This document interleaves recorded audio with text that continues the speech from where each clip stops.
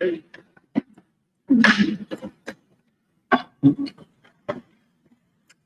we're live. Okay.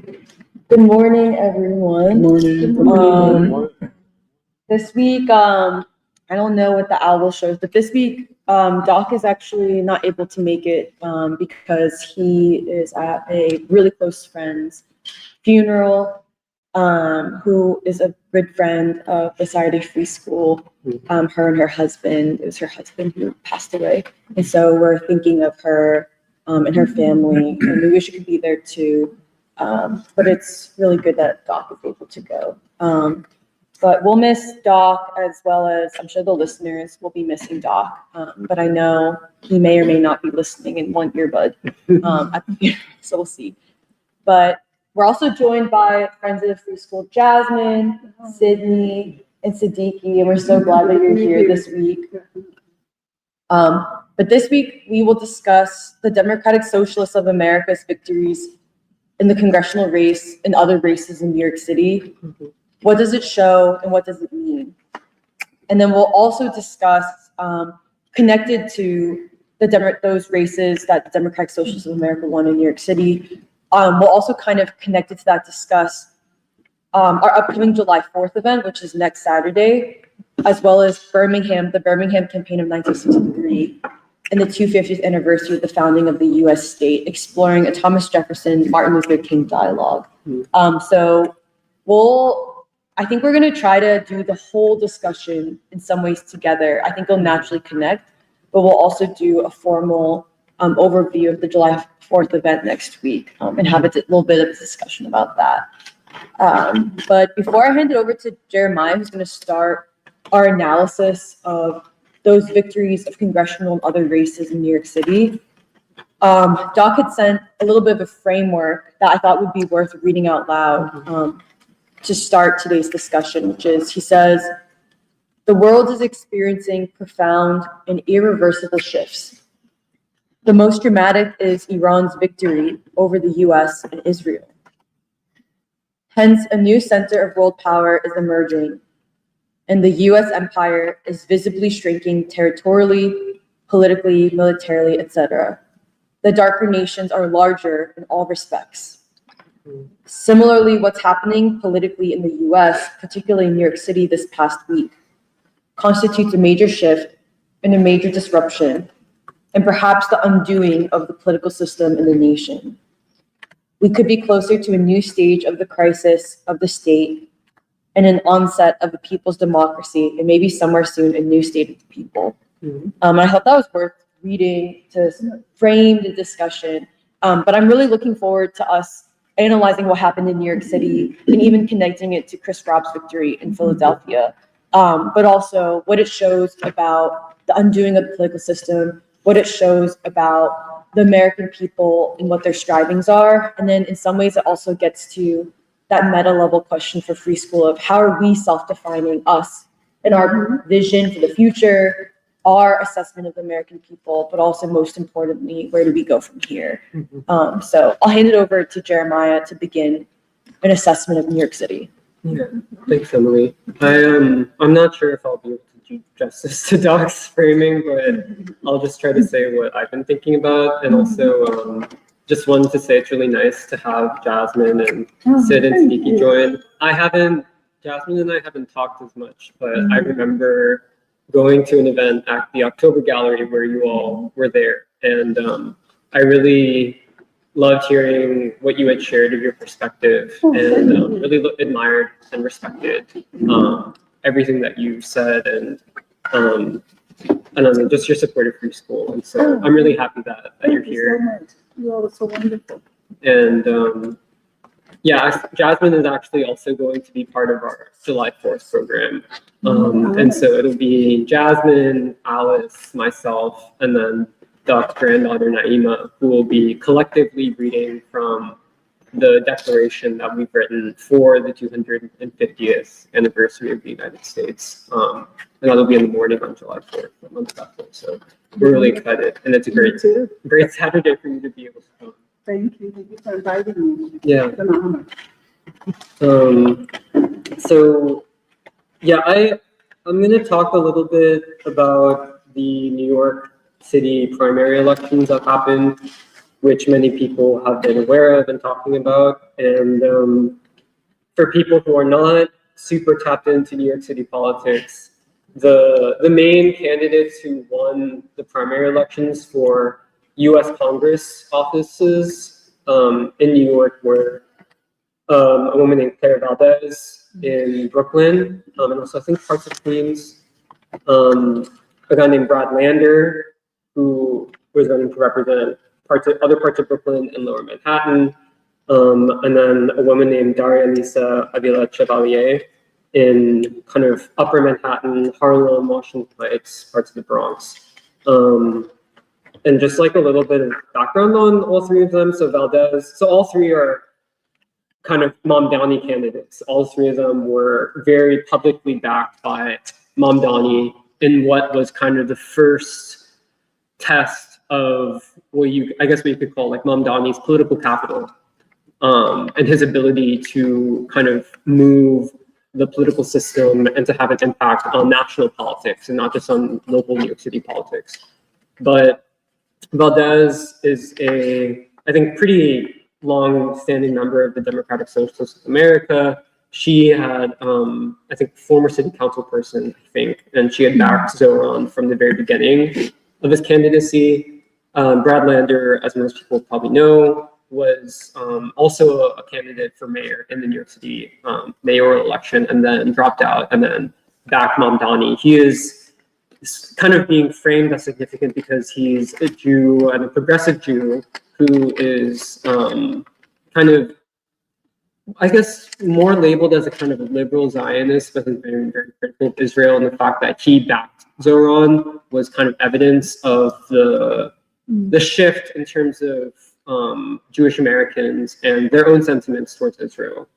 And then the last person who I actually think, to me, is the most interesting in some ways, Daria Lisa, is actually, I think she's currently a PhD student in sociology at CUNY, and was also an undergrad at Columbia. And so she participated in the Gaza encampment at Columbia. And that's kind of where I think she, like, even in some of her very first interviews, was just like as a member of the student encampment there. She was asked by this group called the Justice Democrats to run for office. And so the Justice Dems are also kind of the people behind who backed like Alexandria Ocasio-Cortez. Chris Rabb is also a Justice Democrat candidate. And part of the reason why this last person, Daria Lisa, is so interesting to me is because she's framed as like kind of the most far left candidate out of the three that Zoran backed.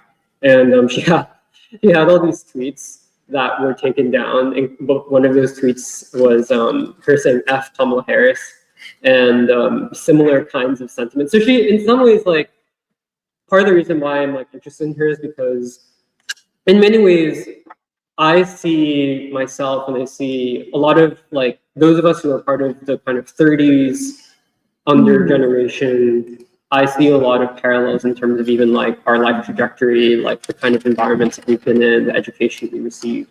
And yeah, like Daria Lisa is someone that I feel like we could have encountered, like if we, for example, lived in New York. And more generally, I think the way that I've been kind of thinking about the DSA and the New York City elections is like, to be honest, if I were honest with myself, I feel that if I lived in New York and I had not encountered the free school, I probably would have ended up in the DSA or something like that. And I don't feel like bad about it, but I feel like that's just probably true. And so for me, the point of talking about this is not first to like just criticize dogmatically, but to try to understand and like really assess like where is this coming from, but what does it, like Doc was saying, like what does it say more broadly about the crisis of the US system and what we talk about so much in free school, which is the ability of the ruling elite to rule, to maintain legitimacy among ordinary people.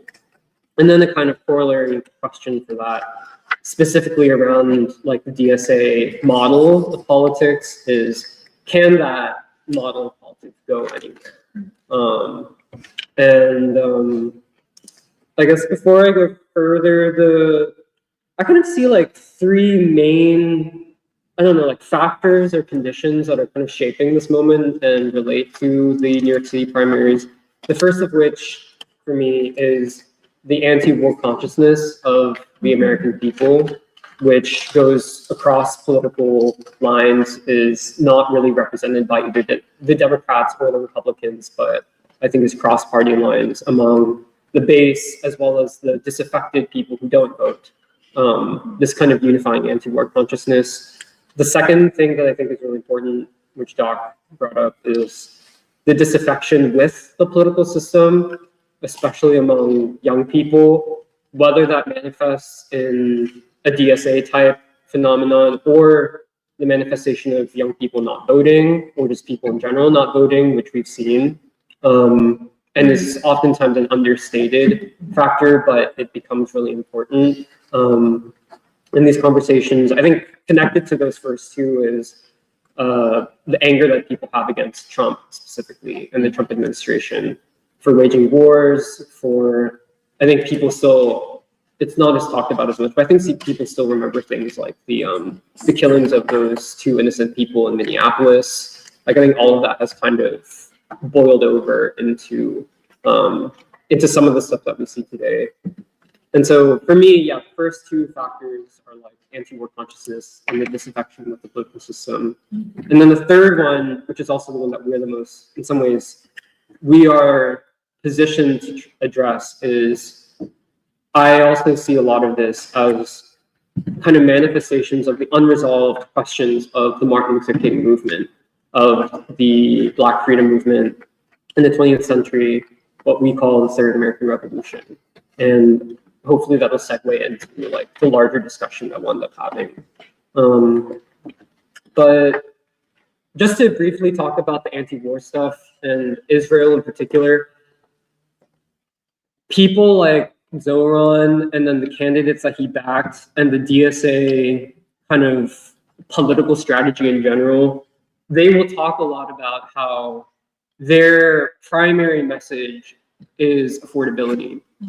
And Zoran in particular, whenever he gets asked certain kinds of sensitive political questions, that's in some ways, the singular unifying message that he comes back to.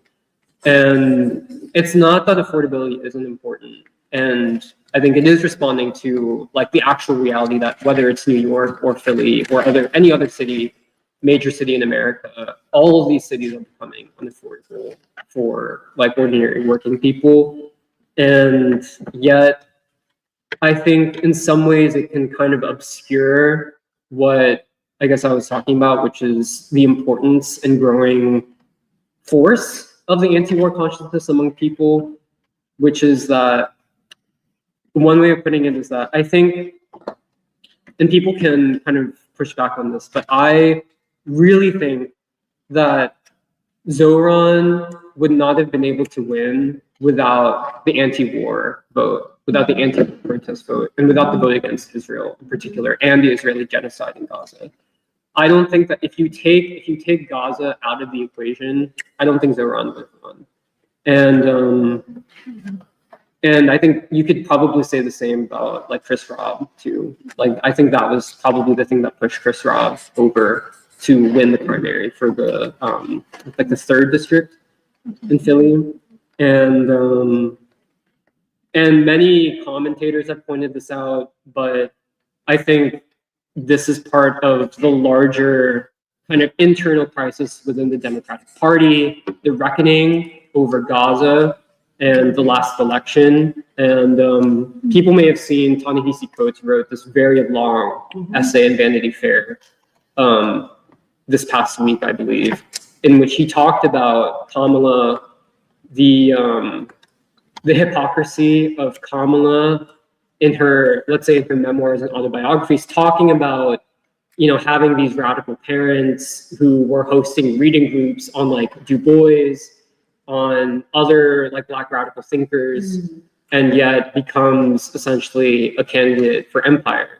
an apologist for empire. And I feel like Ta-Nehisi Coates is still softer on Kamala ultimately than like I think we would be, but I think Coates is right that there is like literally what we're seeing right now is the reckoning, and it's like not just New York City, it's in like Michigan, Philly, other cities, other states, this reckoning over Gaza and the dissatisfaction of significant portions of the base that would vote for the Democratic Party, who really, I think, have not forgotten the fact that, and I want to make it clear that for us, and I think a lot of other people see this way too, it's like, it's not just that this thing of, oh, Biden didn't do enough about Palestine or Gaza, but I really see it as the Biden administration, as much as people are focused now on Trump,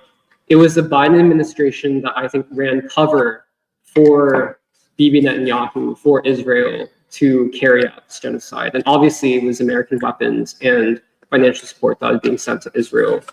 But the Biden administration, including Kamala Harris, were not just kind of bystanders, like passively in the situation, but were actively providing the media propaganda spin that enabled the genocide to begin and to continue. And yeah, I remember, I think I brought this up, but even during the 24 election, once Kamala was positioned as the candidate, she was asked in an interview, who is the greatest adversary of the United States? And her immediate answer was Iran. And so all of the Democrats who are now saying like, oh, like this war would have never happened if Kamala had been elected, it probably wouldn't have happened this way.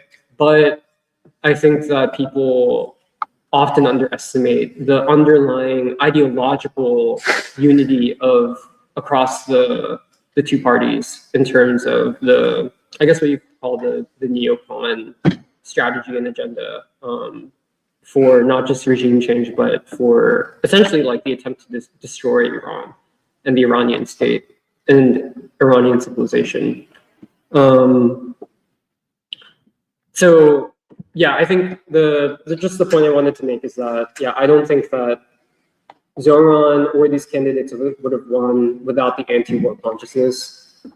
And I think in particular, the most potent manifestation of all of it is this question of Israel, AIPAC money, and you've had, not just in New York, but you've had candidates and politicians across the United States have to backtrack. And like Ro Khanna is an example. He used to take AIPAC money and now he doesn't because he got called out on it.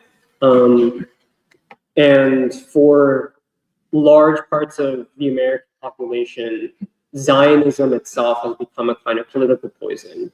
And anything that people perceive as being linked with the project of what Israel is doing in terms of committing genocide, waging war, bringing the world close to World War III, I think people have an instinctual and moral response to it. And I think honestly, I feel like we're only just starting to see the kind of ripple effects of all of it. And linked with that is the question of young people and the younger generation in America and their specific sentiments around war and against Israel. And Doc and others have brought this up. There was, I think it was in the Cato, or it was either Cato or Brookings Institute that ran a poll that was like 60% of young people in America, I think, sorry? I think it is the Cato. Cato, okay, Cato Institute was like a majority of young people in America are in favor of socialism.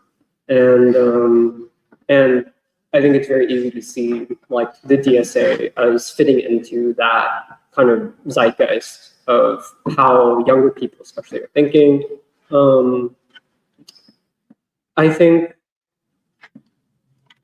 I do think you kind of have to give props to people like Zoran and the machine that he's part of in terms of being able to create a kind of political vessel for the kind of changing and growing consciousness that we are also interested in, whether or not that vessel will go anywhere, whether or not it will actually lead to anything that is productive and positive. I think probably many of us are skeptical about, but I think that you have to kind of give credit in terms of he's been able to harness a lot of the energy and the anger and the frustrations that many people have, and especially young people have, and to turn that into a kind of political structure and a movement structure, essentially. And yeah, I think specifically with New York and the DSA, I was reading that as of now, they have like 14 to 15,000 members in New York City alone, which is pretty big. I think, and it was before the last year's mayoral election, it was like around 11,000. So they've been growing really quickly. And I think represent something that is both political, but in some ways like also a social phenomenon of like young people. The kind of stereotype is like young, white, or other progressives who might be transplants, for example, into New York, and people who, like we were talking about this the other day, but like people who don't have social spaces to interact with other young people. DSA consciously tries to provide like not just a political community, but like a social community for a lot of these young people who are otherwise maybe alienated.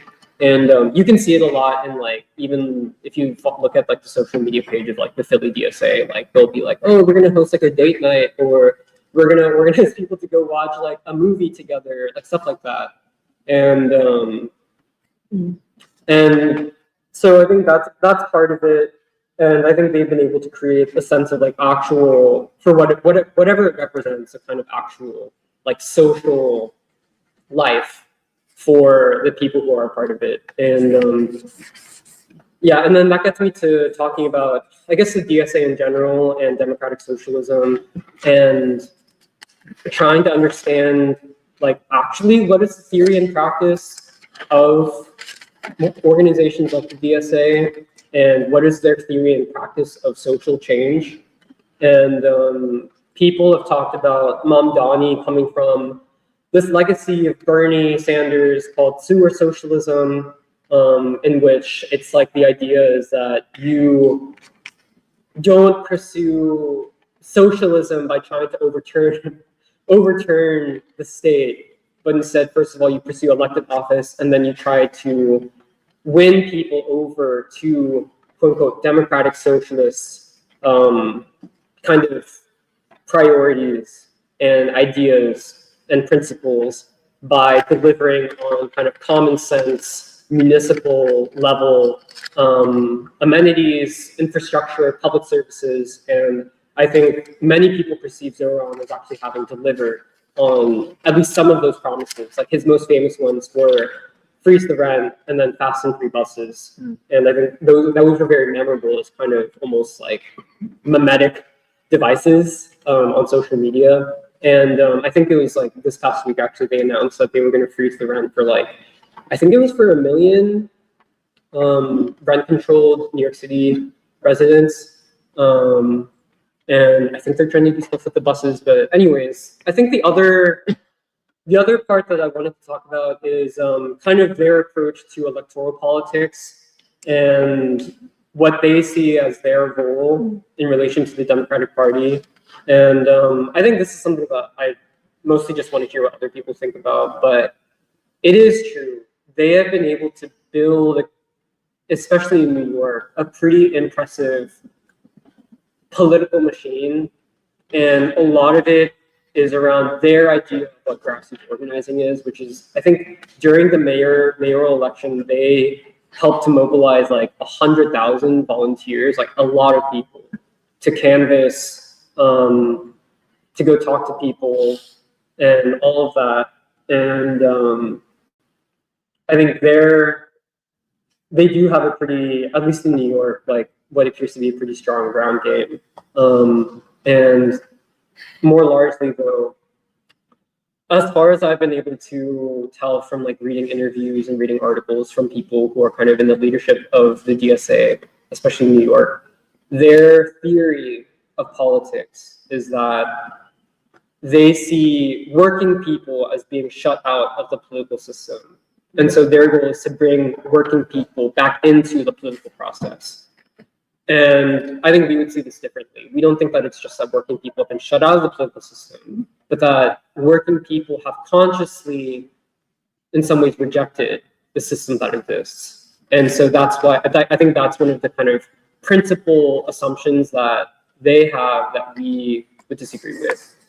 And the flow of like their assumption is that allows them to kind of function as essentially the left wing, up until now, the left wing of the Democratic Party. And that's why they've been successful in terms of backing, before this election, candidates like Alexandria Ocasio-Cortez. And yeah, a lot of people have talked about, I guess, whether or not this moment, whether it's DSA or in general, whether this moment represents kind of like something like the Tea Party movement in the Republican Party from a decade and a half ago. Yeah, and I think that remains to be seen. The big thing that people have talked about with the DSA and with people like Zoran is it's very difficult to see that model and style of politics and that theory of politics being applicable across the country. And like when you have similar kinds of candidates who run in like Philly may not be the best example because we have Chris Robb, but in like other parts of the country who are like on, like, let's say backed by the Justice Democrats or DSA, they have not done well at all.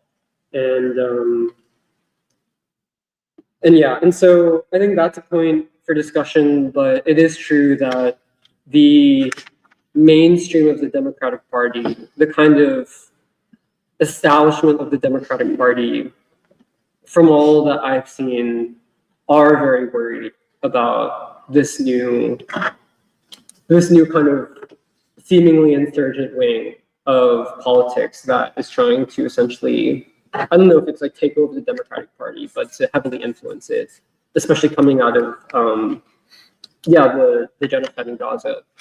And so I think it remains to be seen what comes out of that and whether it will, I guess, realize itself as something that, because the Tea Party, one could argue that the Tea Party resulted in the creation of Donald Trump and the election of Donald Trump. And it was this kind of anti-establishment movement, kind of grassroots movement that emerged within the GOP, especially in response to, I think, like the Obama administration, but also the Great Recession. And it's arguable that resulted in the election of Donald Trump. And I'll go quickly, but just the last thing I wanted to, I guess, end on was beyond, the DSA itself, beyond even the specific demographic of young people who are the most likely to either join the DSA or to be volunteers or to be kind of mobilized and energized by this kind of political campaign and movement. I think the larger question is about the people, like the people themselves. And if you look at maps that were released, there's a good article that the New York Times did where they showed the kind of block by block, neighborhood by neighborhood voting results for the primary race, and you can see similar maps for Philadelphia as well with the recent primary. But if you look at those maps, and if you compare those maps with, let's say, the racial demographics of a city like New York, or the income demographics of a city like New York, in the places where someone like Daria Lisa won in Upper Manhattan, she won in what tended to be the richer parts of Upper Manhattan. And then her opponent won in the poorer parts of the city. And that's a phenomenon that has been true, I think, throughout the past 2 decades, with the emergence of this certain brand of progressive Democratic politicians and candidates. probably Zoran has helped to kind of eat away at that kind of hard division. But even if you look at Brad Lander, the places where Brad Lander lost in Lower Manhattan was like literally center of China, which I thought was very interesting because the kind of nexus of, let's take an example, the nonprofit organizations that kind of are really big in New York City, like let's say around Asian Americans. There's this one called CAV that some of us are familiar with from like when we were in college. Those groups are hard in line and in favor of Zoran, this whole movement. But as far as I've been able to see, they're not the appearance of those nonprofit organizations itself is not necessarily reflective of the political communities that they represent. And I think that's one of the disconnects that I think has been common across the board in Philadelphia, as well as in New York. I mean, that being said, I think Zoran and a lot of his like candidates did well, like in other parts of like kind of immigrant New York. So like the Queens, I think Zoran did really well. And I actually remember the very first time I became aware of Zoran Mamdani was this video that he did, like a man on the street video that he did where he was going around, I think it was Jackson Heights, and he was talking to people about the genocide in Gaza, about Trump, and he was talking to a lot of like consciously like what looked like working class, like Bangladeshi immigrants or South Asian immigrants or Latino immigrants in that part of Queens, some of whom would say, I voted for Trump, but I'm opposed to the genocide. And I actually thought, like when I first saw that video, because like that was before Zoran had any credentials, momentum at all, I was like, whoa, this is really interesting. And the fact that like first that he was willing to do that and to make that like his like almost political starting point, but that also, I don't know, yeah, it raised questions for me about like, yeah, like what is the immigrant consciousness? And actually we have Magna has written an essay about that in the upcoming issue of Avant-Garde, which we are planning to launch next Saturday. But yeah, I think one thing that Magna talks about in her article though is when I know we talked about this before, but when you talk about immigrants, whether it's in a city like New York or in Philadelphia or anywhere, when you go beyond the questions of like, oh, like immigrants, immigrant rights, like ICE and all that stuff, part of why we are so critical of immigrants, especially those of us who come from the children of immigrants, is that when you come to America, especially those who come to America within the past, like, say, 50 years, most of those people, for good reason, have zero memory. They have zero historical experience of the history of struggle in the United States in the way that African Americans who are the descendants of slaves do. And that creates its own sets of political problems that we have tried to talk about in free school, especially some of us coming from that background. And I think it gets into the larger question of, if let's say you look at the map of Philadelphia and Chris Rabb wins in, I think he won in the parts where Sherelle Parker is from, but he also lost to Sharif Street in the most westward parts of the district. And that is the parts of West Philadelphia that are the blackest parts of West Philly. And that's where Sharif Street won. And you can tell that when that question was asked to Chris Rabb at the forum that we went to last weekend, he got really defensive about it, very defensive. And he was like, oh, like the polling data is not out yet, like we don't know, like I run Sherelle Parker's like neighborhood, whatever. But I think it gets to like the deeper question that I think we're also interested in, which is, I guess like we, in terms of our political principle, we believe that it is not just like the people in general, but specifically what we call the Black proletariat in the United States, that is the primary agent of revolutionary change, and that has been proven multiple generations in history, which does not mean that it's exclusive to other groups, obviously. But I think ways that people often try to read I guess we could call Black people voting for the more establishment candidates is to say that, oh, Black people are more conservative than these young progressives who live in the same district as them.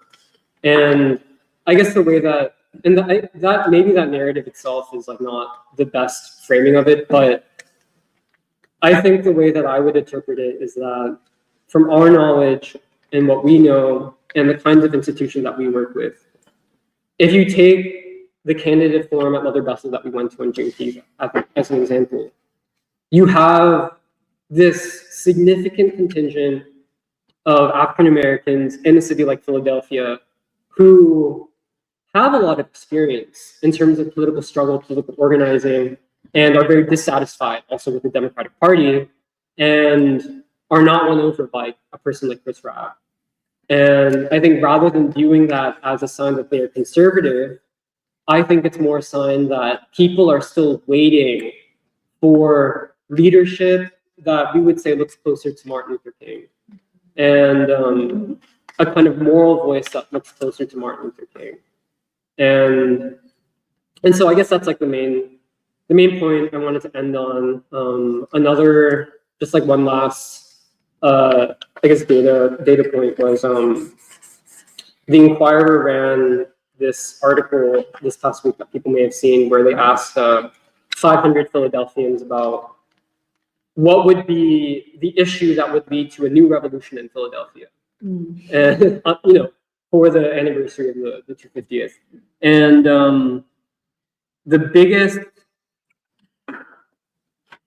sorry, I need to find it. Okay, the single greatest issue that they said, for example, like if the framers of the Constitution, the founders of the Constitution, were to rewrite the US Constitution for Philadelphia today, what should be added first? And the largest proportion of people answered the right to affordable, high quality healthcare. And then the second one was secure, affordable housing for all. But the other, sorry, but sorry, I think that was maybe not the point. Oh, but when the question is framed around what is the most important revolution that the city needs to enact, it is, at least in the phrasing of the poll, closing the educational and economic wealth gap. And the article has a really important statistic which I wanted to read, which is that in Philadelphia, people with a bachelor's degree have an average annual income of $64,205. That is more than twice the average income of people with less than a high school diploma, which is about $29,000. And I think for us, at least for me, I really see I guess what you could call the education divide, the divide between people who have college degrees and people who don't, as part of what you could call the current way that the color line in America refashions and remanifests itself. And I think they, in a poll, they might ask, how do you close the educational gap? But we would probably put it as that question and that consciousness, and in some ways, the sense of injustice around education as reflective, one, of the quality of the Philadelphia's public education system, but more broadly, the sense that people have of why is it that we live in a society where your opportunity is dictated by your ability to get into these institutions of higher education. Like, why is it that that is the specific thing that basically separates whether or not you will have a chance at having like a decent life and a decent living? And why is it that these institutions, like whether it's UPenn, Drexel, Temple University, not just control the economic opportunities that are available for people in the city, but why is it that they control the city itself? Like, why is it that UPenn literally controls so much of like West Philadelphia? They're the number one employer. As the number one employer in the city, as the people who are so intertwined in ways that I think people are not often aware of, I think can sense intuitively, so intertwined with the kind of governing elites of Philadelphia, and are in many ways the people who are pushing the way that the city looks. What is the future vision of Philadelphia? Where do those ideas come from? And you can trace all of those essentially back to the university. And so those are my thoughts. Like, sorry if it was a little bit all over the place, but that's kind of where I see things. And I don't know if I answered Doc's initial framing as much, but I wanted to share the context and the information that I was seeing on my end.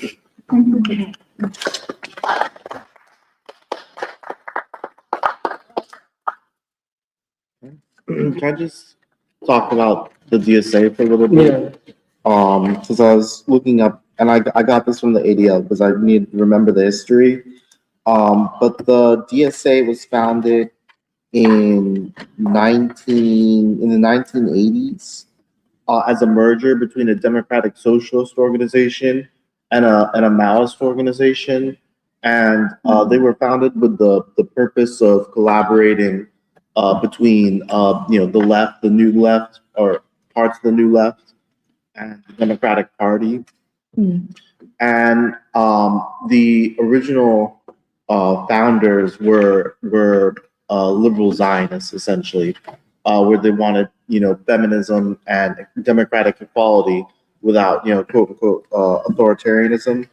But more recently, in 2022, there was that blow up with Jamal Bowman because the DSA had on its charter that they wanted to stop its members from going to Israel, visiting Israel, and Jamal Bowman had signed, I think it was a military aid. He voted to fund the Iron Dome, and he took a trip to Israel with the left-wing organization J Street, and the DSA has different working groups. So in 2019, they established BDS and Palestine Solidarity National Working Group called BDSWG inside the DSA. And in 2022, there was a collision with this group and the leadership of the DSA. I don't know if if you guys know the TikToker James Gets Political, but he was a DSA member. He was a communist who was part of that, and so this group was formally rebuked by the leadership of the DSA. So all this is to say that what happened in New York in the primaries has mainly been a youth swell from the bottom into the DSA to change the way that the DSA's policies have been. And now it is like a more cemented position that you are pro-Palestine if you're going to be, in the American, like, it's not even a question. Like, I think that's been the most qualitative change since, October 7th. And as someone who's been in the movement for a while, it's been relieving for me to see that, like, its protests have gone from handfuls of 100 people or so to like tens of thousands of people. But the other thing I wanted to say, as someone who's gone to, like, yes, this is regionally exclusive to New York, and we know that, but New York is still an important city, and this could be a bellwether for other races in certain sections in the Midwest, in cities like Philadelphia and like Chris Robb. But what was I going to say? When I was in New York, so someone who's visited New York more recently, I think people were pretty disgusted, like regular New Yorkers were pretty disgusted by the way that the establishment attacked Mamdani racially, and the way that they completely capitulated, especially the two Cuomos, the way they completely capitulated at the end of the race to dog whistle. And I agree with that sentiment, but I also want to criticize, the DSA, because it's like you said, Jeremiah, Bernie Sanders has never really been popular outside of a college-educated youth vote, and he's never really had that appeal in places where those kinds of policies should be popular, like in North Philly, in West Philly, where there's the Black proletariat vote. And then the other thing is the objective of the organization as they were founded is to redirect energy from the anti-war left and the SDS and DS and those sorts of organizations back into the Democratic Party. I think it's important that congratulations to someone like James, who is in the DSA and has been doing work for a long time to push that organization in an anti-imperialist direction.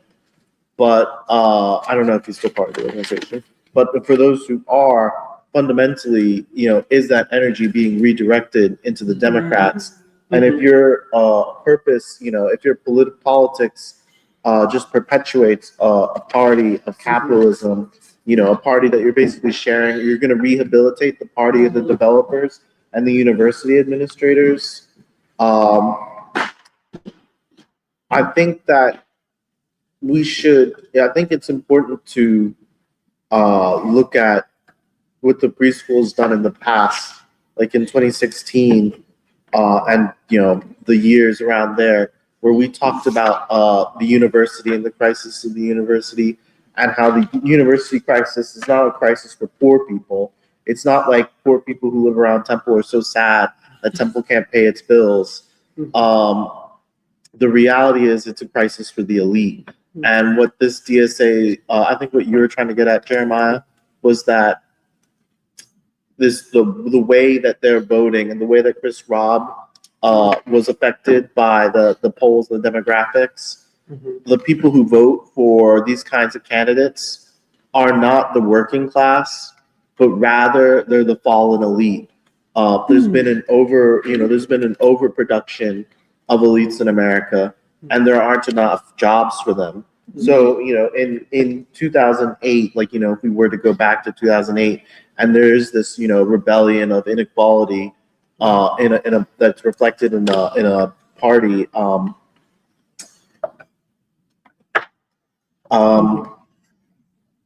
Yeah, I mean, it's not that because of the inequality, poor people have always been poor.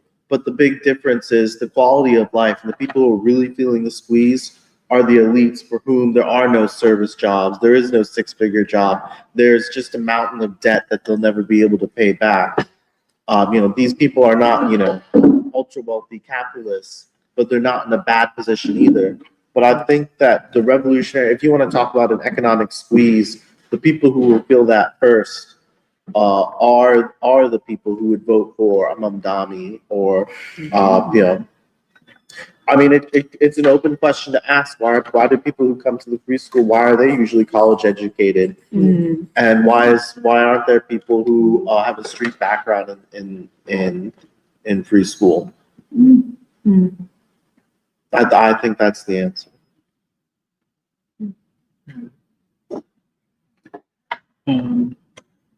I liked your guys' points. I think there's a lot to chew on there. The one thing I wanted to bring up was a connection I feel between the anti-war consciousness that you described, Jeremiah, and people's distrust of the political system, especially young people, which is the Epstein files and that whole exposure of the ruling elite that has this very tangible connection between people's growing realization of the Zionism that is present in these universities and amongst these political elite, and the corruption of the political system. And I just feel like that it's so recent in political memory, and is also something that spans political divides, I would say. That there's a lot of people in MAGA or former MAGA that feel this outrage at that Epstein class as strongly as, say, some Democrats or non-aligned people. Yeah, I think I think I heard the former DNC chair telling the DSA candidates to not use the term Epstein class. Actually came out and said, don't use the term. I don't think that that's an accurate representation of what you're trying to say. But it's out there. All of this information about people are out there. They have also been through the files. They have also looked at who has been involved in, Epstein, whether it is through his whole eugenics angle, or whether it is through his pedophilia ring, the sex trafficking ring, all of that. Anything that has anything to do with the files is kind of, it's venom. And I think that Zionism at this point has become something that has always been very divisive, but in this moment, it is also bringing people together on some level. I feel it's almost like if you talk to a person that you don't know in kind of these political circles, the first question you ask them is, what is your stance on Israel? And if you are against the genocide in Gaza, then we can talk. Like whatever other differences we have, we can work out. But that is the first thing that we have to get through. That are we on the same platform when it comes to the genocide in Gaza? And it's very. I think that Jeremiah is right that the anti-war consciousness, the dissatisfaction of all of this money going to Israel, which is being spent to murder people. And this is also something that people have been seeing for an extended period of time over the last 3 years almost. It is finally sort of like slowly, there's a moment of reckoning that's kind of coming. I think that the pro-Israel lobby spent about $8.4 million in the 3 races that Jeremiah mentioned. And even then, there were a lot of articles that came out and said that AIPAC, the article title was AIPAC loses in NYC. And that, I feel like, represents something. It's not the candidates, it's the money behind the candidates, the ideology behind the candidates that that people are actually reacting to. And I wanted to sort of go to something that Jeremiah said, which is really interesting, which is the case of the immigrants. I also thought it was really, because I was looking at the demographics of all 3 races and where the votes came from. And in the case of Aliba Chevalier, she did dominate in these high-income precincts, while the incumbent carried the lower income areas by nearly 40 points. Now, she won in Harlem, which has been historically a Black neighborhood, but now the majority of people who live in Harlem are Dominicans. And these were also 2 Dominicans, or Dominican heritage, who were facing off against each other in this primary. And so I guess it does bring up the question of the immigrant. I think I was listening to Jeremiah when he said that if he wasn't in preschool, he would be in the DSA. And I kind of asked myself, if I wasn't in preschool, where would I be as an immigrant, not having been born here, having got my education in a completely different country, and then being transplanted to this country? I think that I would be inclined to vote for an incumbent Democrat. I would not. I think that when an immigrant comes here, you came here for a reason. You came here to sort of make your life in this land. And I feel like most immigrants come here to build a career on becoming American. and, or in other words, I think on becoming white. And I guess I would have gone down that road if I hadn't found the preschool. And I would be inclined to vote Democrat and say vote blue no matter who and all of that. But I feel like the national pride, the patriotism for America is going down more in the native-born young people and the youth than the immigrants who came here before them. The children of the immigrants are rejecting America, rejecting the establishment, rejecting the wars, rejecting Israel. And I feel like you can see that in most of these races that happened in New York City. You know, Chris Lander? Oh, Brad. Sorry. Brad Lander, he won in like the lower Manhattan, Brooklyn area. And he also got the strongest, he got the strongest vote among the younger and college educated, more high income, whereas his opponent Goldman, he won lower income areas, even though he is a very pro-Israel candidate and also the heir to the Levi Strauss fortune. And I think it really, I think for me, it really says something about just the psychology that the psychology that is changing in the youth today. I think they do want to see a better future. They don't want to remain satisfied with what the Democrats have given them all this time. They are, like, these young people are looking at the DSA as almost the only real mobilization of the Democratic Party on the ground at this point. And the DSA have endorsed, I think, 150 candidates this year, and they have won like 35 primaries so far this year. And that is more than at any other point in their history. And I think one other thing I wanted to say is, and this is something that has bothered me, that's why I'm saying it out loud, which is that you saw a similar uprising like this in 2018. You saw the squad rise up during Trump's first term. You saw them, that 2018 was the time when a lot of these DSA-backed people, like AOC during her first term and everything, they sort of had this rise.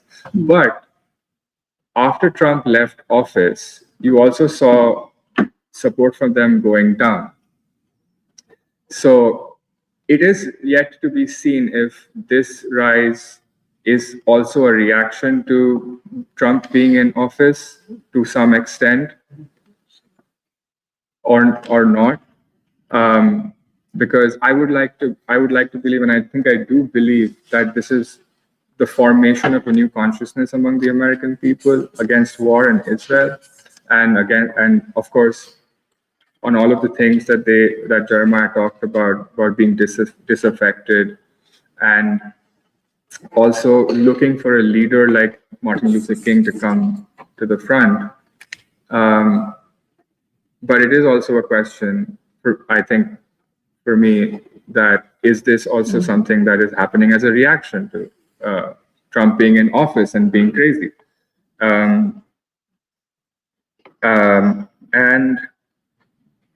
I think the last thing I wanted to say was, being in a lot of these online forums and reading a lot of Twitter tweets, there is a lot of panic among Zionists about this DSA-backed victory. And I think that it's very unnatural why there should be that kind of panic, because when you look at the campaigns and campaign managers and the people on the ground for all of these different campaigns, there are Jews in each of these campaigns who have helped secure these victories for these three people.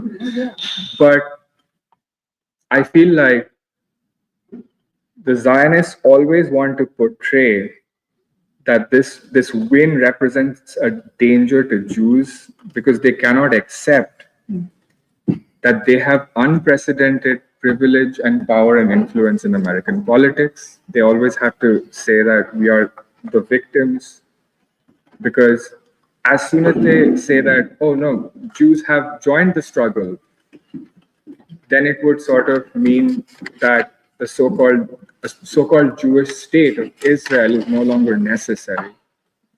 And I think that this has become a very existential fight for Israel as well.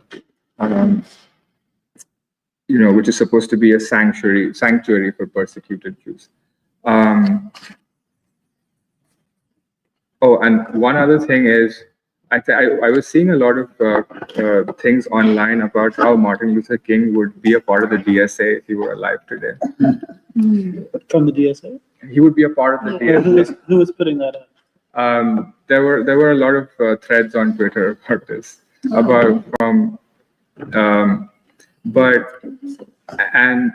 lot of people say that, and I think there's also a lot of people who say that we vote for the Democratic Party because of Martin Luther King, and I think that King represented something different. I think we have talked about it here, that he even sort of left his church to go out among the people and start and fight for the civil rights campaign, and then afterwards the poor people's campaign. People take this part about the poor people's campaign and say, oh, that is a direct reference to the DSA principles, that he would have been a democratic socialist. But I feel like Jeremiah said, I think that the DSA's ideology look at people as a kind of separate entity to be managed, and whereas King sort of stood among them and rose with them, he didn't consider that these working class people have something, like I have to do something for them. But I think that the way that King led is from within the people. Like he was, I don't think I'm making this point very well, but You've done a great job. sorry. Mm. But I think that there is a very clear distinction between Martin Luther King and the DSA ideology.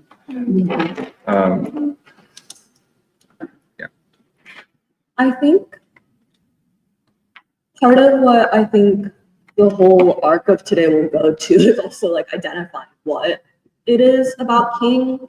And okay, I'm gonna go back to that point, but I think I want to really underscore like this point that everybody has been saying, which is basically that Zionism has become like political poison or political like anathema, where in some ways it's representative of like it's a concrete representation of everything that is wrong with the political system, which is the fact that it's corrupt, that it is anti-human, that it is pro-war and anti-people. And I think in some ways, the fact that Zionism has become like a litmus test or the deciding factor that determines whether a candidate can be elected or is not acceptable, I think is something that's pretty significant. Because in some ways, I think it shows that enough of a majority of the people who vote want some kind of moral authority. That Zionism, if you are still a proud and loud Zionist at this time, you are not fit to govern. Like it's not acceptable. And I think in some ways, that's also a distinction that I see even with like the DSA victories of like 2018 versus now. Because for instance, I think Bernie Sanders and AOC they're actually like much more politically ambiguous on Zionism than Zoran Mamdani or Chris Robb. And I think that is important because back in 2018 or whatever, like AOC, Bernie, like even though they were basically liberal Zionists, that wasn't a problem. What got them elected or what got them their seats among like the youth who turned out for them was basically this thing of like affordability, like the sewer socialism thing that we were talking about. And people were just excited about like socialism. Whereas I think now it's not really like you were saying about the socialism in and of itself, but it is about being principled and anti-war. And I think that that's the most interesting dynamic, I think. And in some ways, like the best side of the young people who are basically like uniting around this idea. And I feel like in some ways that this point of being pro-peace, anti-war, and basically like anti-Zionist is also something that I think could bring young people, young, disaffected, educated people also closer to the moral center of the country, which is the Black proletariat. And yeah, and something else that I like think is representative of the shift is that the National Democratic Socialists of America actually unendorsed AOC in 2024 because she basically hosted like a Zionist panel where she was like, oh, like she said that like I think the pro-Palestine protests were like anti-Semitic. And so the national DSA were like, oh, actually we don't support AOC anymore. And so the New York DSA still supports her. But I think it just shows that actually like Zionism is in some ways like I don't know if I would say that it's a kingmaker, but it is something that like defines whether people find a candidate like morally acceptable at all. And then I think the other thing that I was thinking about that I think DSA is a good example of that helps me reflect also about free school or what we're doing or the gap that we're trying to fill is basically that we position ourselves as being both like centered and grounded in the Black proletariat and Martin Luther King, but also we're committed to the moral and political education of the people. And part of what I question or I'm not sure of is like what actually is the theory of the DSA and what is the practice of the DSA. And in some ways I feel like the theory is you gesture towards the people or working people, and then you have good governance policies that you think will basically galvanize or unite the people under that. And so this thing of freezing the rent or things like the buses, I guess like the childcare stuff, like all of that, I think they're meant to be concrete examples of this is a way to restore governance, to restore faith in the people, and through that, like basically maybe we can forge a new social contract in a new constituency. But I think the question is, who are those people? And if it's primarily in the first wave or the people who are most passionately canvassing the young and the educated, then are those like the so-called vanguard?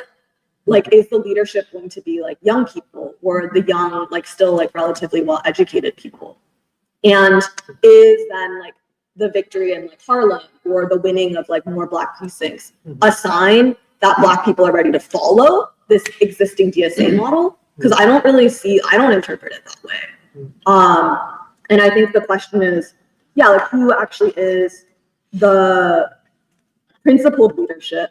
And I don't necessarily see it in like Zoran or in the people who actually won the elected victories. Because even though they were elected, I feel like people are still somewhat skeptical of like, well, I voted for him, but I don't know if he's actually going to deliver on all the things that he said. And I think that's also in some ways the attitude towards Chris Robb, which is that young people are like, well, I voted for you because I hate like this political establishment. I hate it. I can't stand it. And I will not vote for a Zionist. That doesn't mean that I believe that you're actually going to deliver or be like a morally principled person. But I would rather like offer you the chance to experiment. And if you let me down, then I know that like this isn't what I actually want. And so I guess my question is like, basically, I feel like we've identified like two different groups, and that's who we're basically like talking about in this conversation, which are like ordinary Black folk, and then like sort of the young generation or the young like progressive generation. And I feel like these are two like important different groups in American society. And I feel like I don't want to just like, I guess, like artificially elevate young people to say like, oh yeah, like they have all of the political education or they have the high consciousness. They do have like instincts, I think, towards seeking moral clarity or having a future.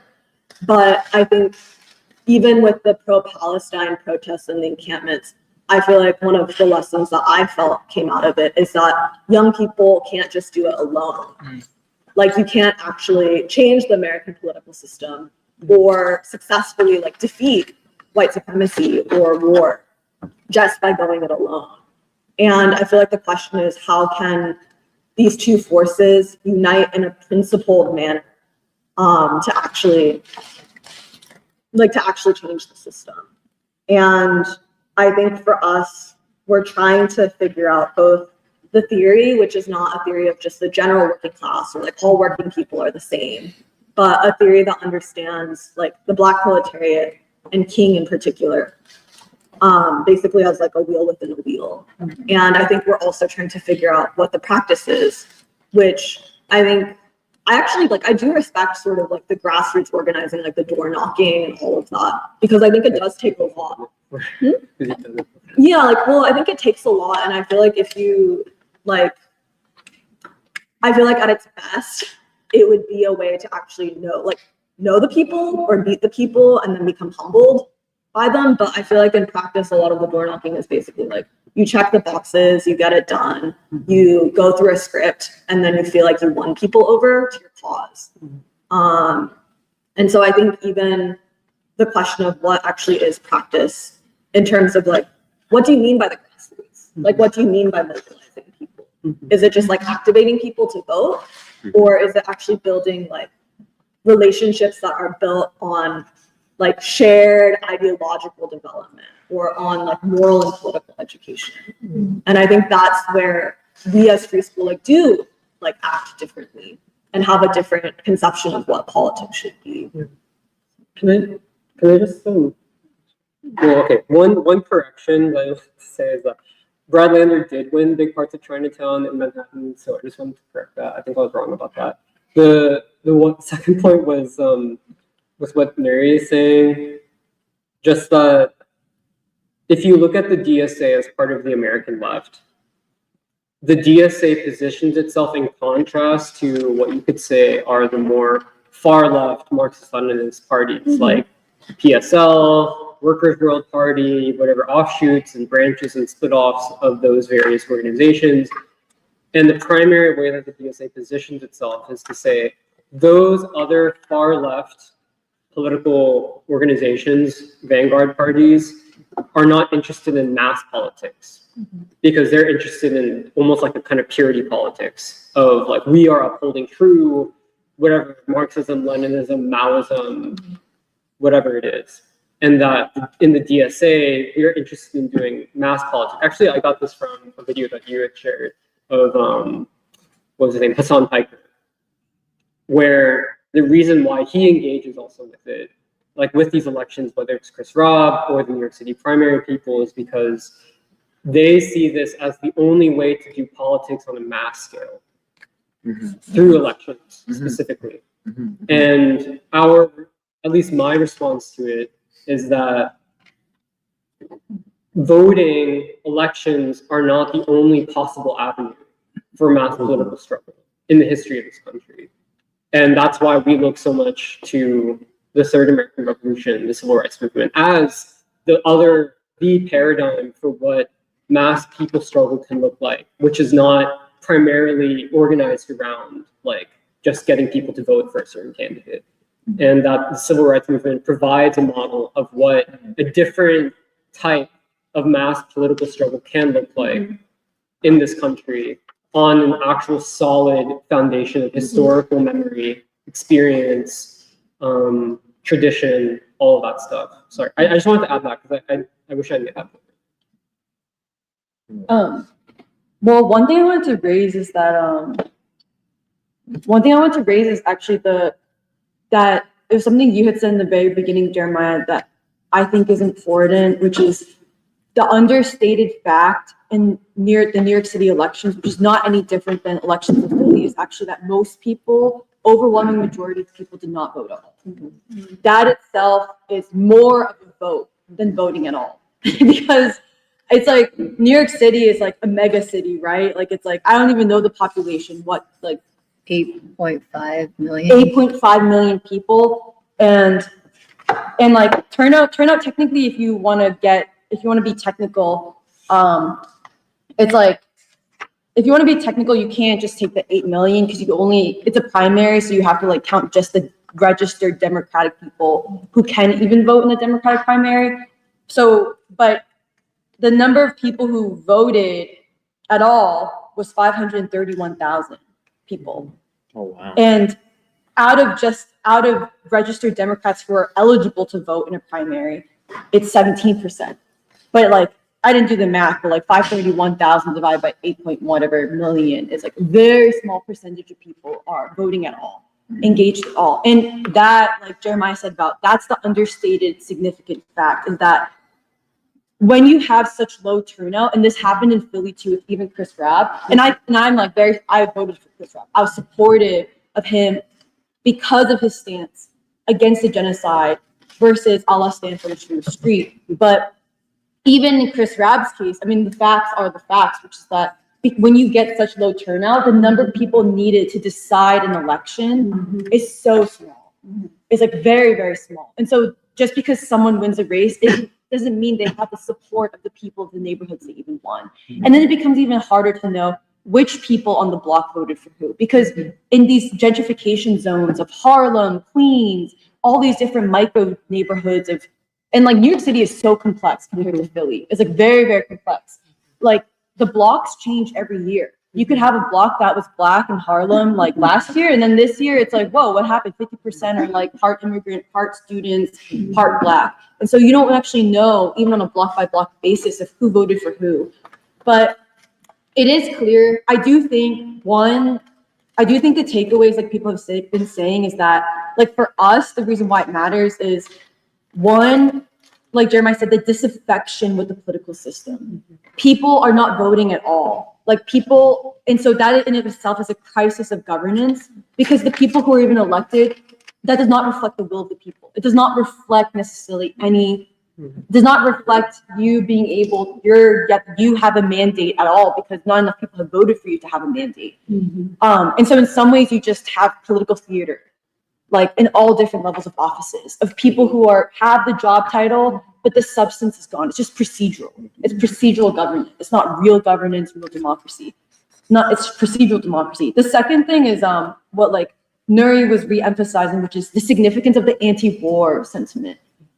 And like the fact that there even is a criteria of do you support or not support Israel is very significant, because actually something that Samir said about the universities, the encampments being the crisis of the universities is a crisis of the elites. Yes, it is to a certain extent about highly educated people know that they were promised, if you go to college, you should be able to get a certain high-paying job, and there's not enough of those anymore.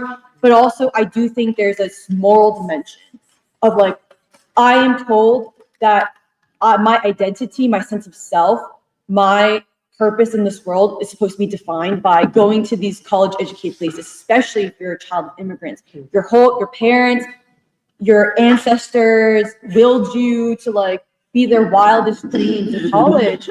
And you are realizing that this ain't shit. Like, this does not give me anything. And if anything, I have a newfound self-hatred because I'm not really sure what I'm supposed to stand for. That I do think the anti-war sentiment, the anti-Israel criteria being put on the table by what seems to be these highly, college-educated young professionals who are gentrifying these neighborhoods, them putting it on the table is significant, because what it shows or verifies is that like young people are like not just in encampments, but in different arenas of social and political life are putting this moral demand, this anti-war demand, this anti-Israel demand on the table.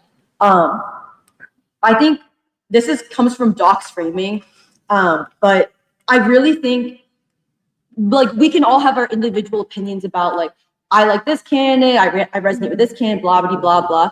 I don't feel like that's actually the ultimate point is that what this surge, what is a pretty astounding surge, no matter the low turnout, the fact that these specific candidates on blatant anti-Israel, and you could broaden in anti-war stances, are winning against the Democratic establishment. The reason why it's significant is that it shows the Democratic machine is over.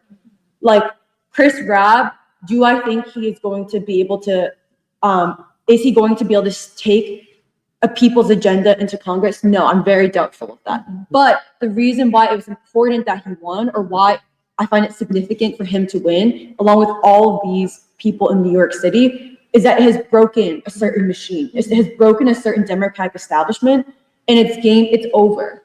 Moderate Democrats, it's over. Times have changed. I think across both the Democrats and Republicans, here you have a highly politically fluid moment where there are immense possibilities for political realignment. Like that was the word that Doc kept using. It's like, in some ways, this high moment for political realignment where the people themselves are either not voting at all as a vote, or they're not going for the establishment, they're going against the status quo. Whether you're Republican or Democrat, people are going for the anti-establishment stances, is reflective of also, I think, the world moment where Iran, China, like there's a political democratic realignment in the world as well. And I find that important because the more you look at even the Black freedom movement of the 50s and 60s, the more you get a sense of there's something important when you have a parallel movement of world democracy where the darker nations are on the rise. The darker nations are standing up. And then the American people, it's mirrored in the American people. It plays a role in the American people's consciousness, where like the rest of the world is anti-imperialist, anti-war, anti-US bullying, basically anti-white civilization. And then here you have the American people in a highly politically fluid moment. And I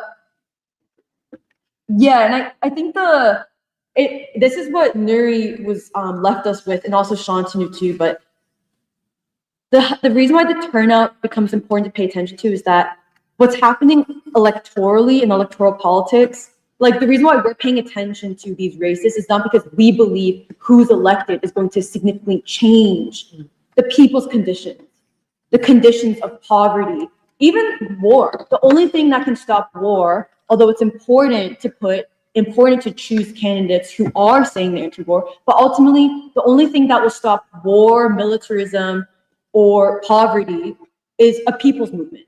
At this point, it's like we in the free school, the reason why we are not in a group like DSA, the reason why we ourselves are not running for office is not because like we don't think we can do it or whatever, but it's because that is not going to be the vanguard of change. At the end of the day, like when we say we're inheriting the King method, or the Birmingham 1963 method, it is us having a revolutionary understanding that it is the people who decide history, a people's movement that even forces or hoists upon elected leaders a demand.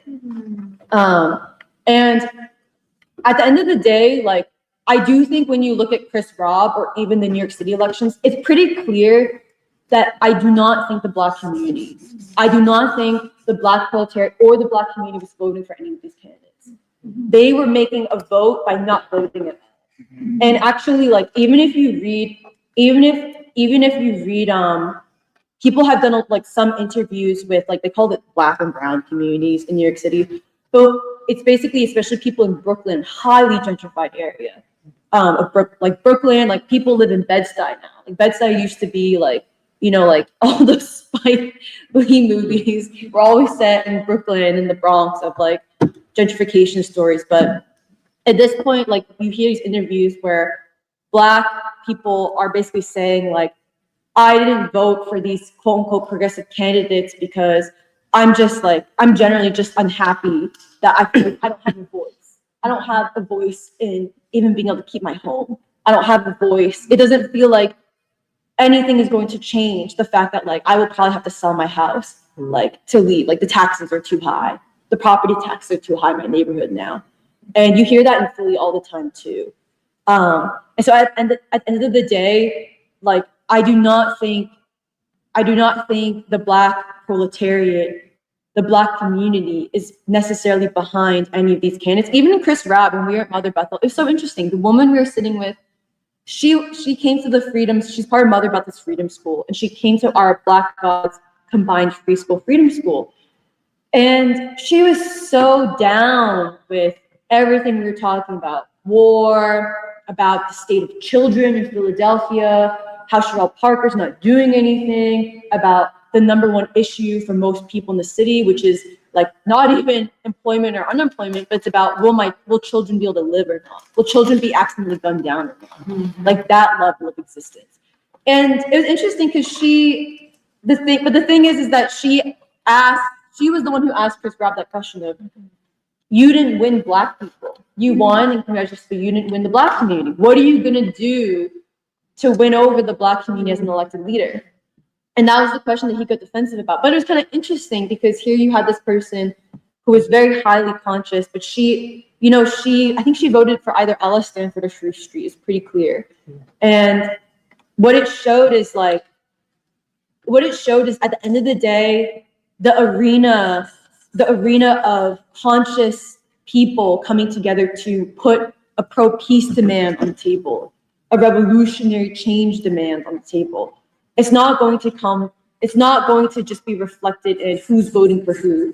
It's going to be reflected on the level of, can we have a serious democratic conversation about outside of the electoral system even, about what would it look like to create a people's movement, a movement that is ideologically clear, a movement that like all sections of the city, all sections of society, like highly organized, can come together and like basically in the language that we controversially fight about or use is like seize the state, like to actually transform the institutions, transform the state, take over the state, in a time when the state, it's like we're unsure if even the governance of governing or the state is in a weak position or in crisis, but. Yeah, the like two levels that I see that these elections seem to be revolving around, not as one more clearly stated than the other. First would be like governance, like, wow, we have these people that are operating the city, this country on my behalf, and not only is it going terribly, not only is, the buses are not running, my rent is too expensive, there's trash on the street, is dangerous. These people, so they're doing poor governance and they're doing terrible crimes against other people. At the national level, on my behalf, in my name, I want to get someone who, at the very least, won't do that. I will oppose you with that kind of governance. But underneath that is the deep desire for change and to be a part of that change. And the model that these new, I guess, progressives like the DSA, like Zohran Mamdani give you, which is not the King model and is insufficient, is that, hey, to the extent to which you identify with me as a candidate and what I propose to do on your behalf, you can help be a part of getting me into office, and we'll engage with you or your whatever, limited institutions you might be a part of. Or if you don't really have any institutions, like you're a young person that just came to New York City, you can come hang out with us in the DSA and we'll become your institution. To the extent we'll be engaged with you, you can be a part of voting me into office, and I will hopefully make better decisions for you.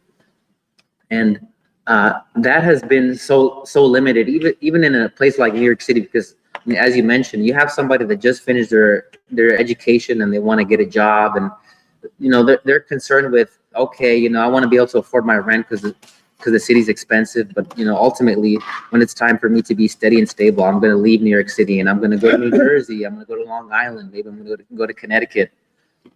Or if you're an immigrant, at least I can speak on behalf of Mexican immigrants from a lot of my family, to be honest. You'd say, I want to make enough money to send something back home and build a house and drive back with a new car. And you're not really engaged with the city in that sense.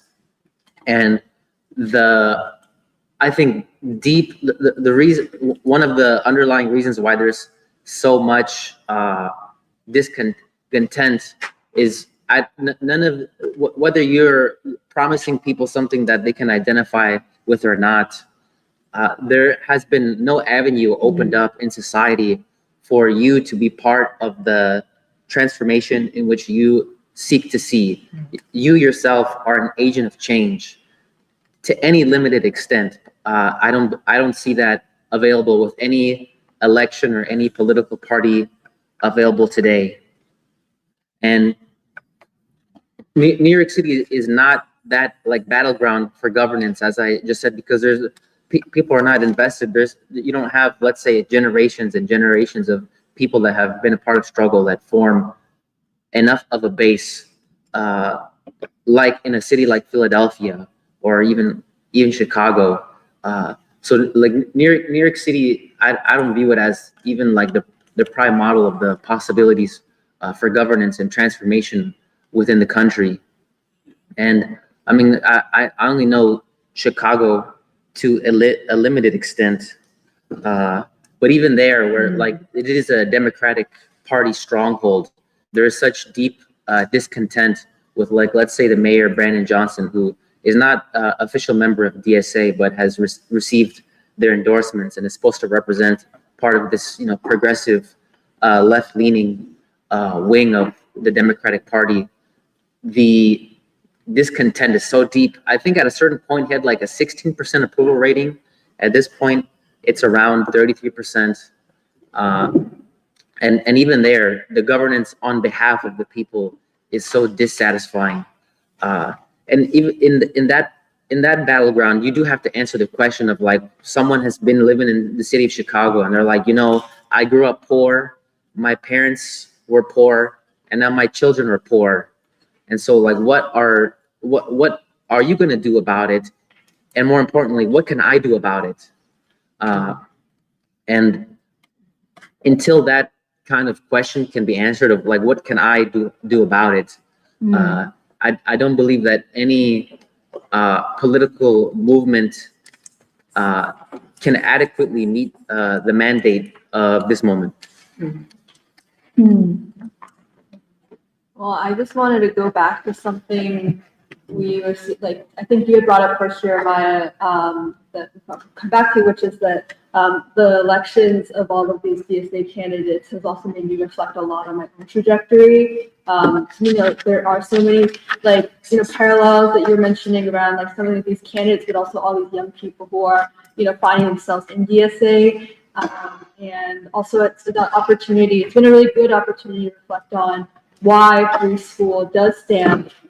Like, it's not just like a critical thing, but also to reflect on our theory and our practice, as Mary was saying, but also like why it is that, we have, we believe so much in what we have been studying for all of this time, why we believe so much in the moral center of this nation being the Black proletariat, why we are now looking at,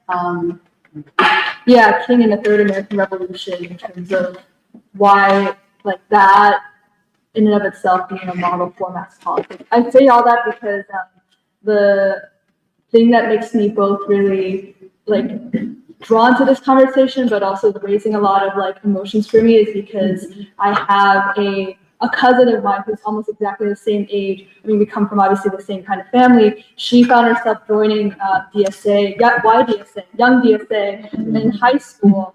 Out of this, she probably, I think in high school was when, COVID happened. And so for her, her friends, her boyfriend, her life, her, feeling that not only can she channel all of her, aspirations towards, even a political, but even social or ideological avenue, it has been through DSA. And it's been really interesting to watch as as we both matured, why is it that we had ultimately gravitated for politics, but in such different ways. I feel and so for me to think about this and also reflect on maybe there is a chance in a different world had I not found free school with this sort of model of politics that's spoken to me. I mean, I was also reflecting on the fact that there's a lot of things about what would have made her why DSA speaks so much to her is because of how much I can tell she's someone that feels very deeply a lot of things that we feel, which is the genocide in Gaza while she was unfolding when she was a student in the Boston area. So much so that I think she was very involved in the Boston University encampments. She may have been arrested at one point. I was looking into I was talking to her about that. But actually deep down it is reflective of what we also are saying about the overwhelming litmus test and question on even young people's minds is this moral question of what is it about even us both being we're all, so many of us are here in these universities because of our immigrant parents and these demands placed upon us, but also the deeper questions of being so unfulfilled around what it means to have our education be so devoid of any kind of moral center. I can see why in some ways she's been so enamored into this, and it also is reflective of a larger segment of the youth. But I mean, there's also a lot to this where I think for us to reflect upon, there's so much here that we're seeing the evolution and the change of the American people. We're seeing the unfolding and what we're saying about the crisis of governance, or even the end of a certain kind of electoral or political system unravel or unfold before our eyes. But the question of what to come next, where is it that the people need to go, or where is it, or even what we were talking about in terms of a theory of politics or theory of change. I think I'm increasingly understanding or appreciative of why we're tackling these questions of our theory of the state of a whole people, but even our theory of our understanding of being able to articulate the actual crisis of governance, which I don't necessarily see the Democratic Socialists being able to go, I think, as far as we, I think, are willing to go in terms of diagnosing the fundamental, at least being able to explain or as part of our mandate around the political education of people. I think that is why we've spent so many consecutive weeks and months actually working on the theory of the state and working on, I think, what it means as we're approaching even this new stage of free school, even next week, for example, beginning, I think, a phase where we are taking up the questions around what would all of this mean for free school or even Philadelphia, and why is it that we're even looking at something like Birmingham in 2026 for Philadelphia? Why is it that on July 4th we're interested in returning to Letter from Birmingham jail and to 1963? I think it's all kind of crystallizing a lot of things for me. I'm not doing the best job of really I feel making some of these connections clear, but it is making me appreciate, I think, what we have been doing and where we have been headed, and how we've been making sense of what is a very fluid and changing situation and set of dynamics. And I think I was reflecting a lot this morning as we were approaching the two topics of the New York City primaries and then our upcoming event.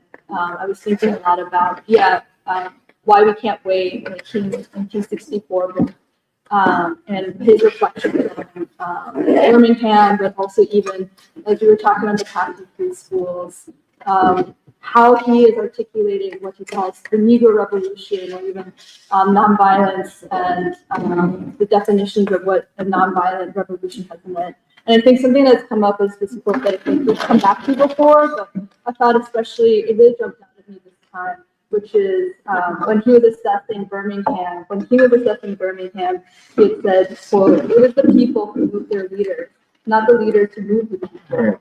Of course, there were generals, as there must be in every army, but the command post was in the bursting hearts of millions of Negroes. When such a people begin to move, they create their own theories, shape their own destinies, and choose a leader to share their own philosophy. A leader who understands this kind of mandate knows that he must be sensitive to the anger, the impatience, the frustration, the resolution that has been loosed in his people. Any leader who tries to bottle up these emotions is sure to be blown asunder in the ensuing explosion.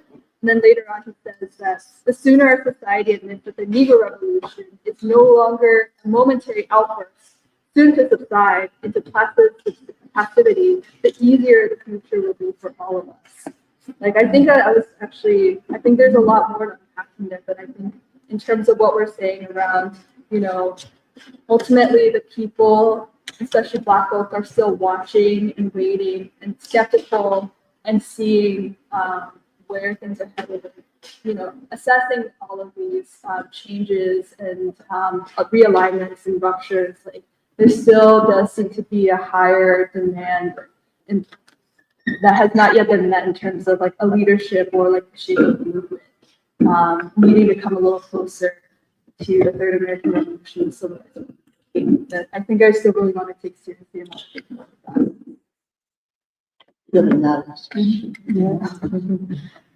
I think I could. I think like for me, I think the austerity measures. I think we need to see more action, like to repair those, like for more social services, more relief to impoverished communities. I think we need to see more of that for, I would say, certain people would be called back into the political movement. I think one powerful thing I've been thinking about a lot is like the moral question, like a humanity spanning moral question. I think what is like very interesting about this time is we really do have one that's been publicized on everybody's, phone, worldwide. So I think, yes, like the war, the genocide. So I think that for me, it's really seeing candidates that address the moral question.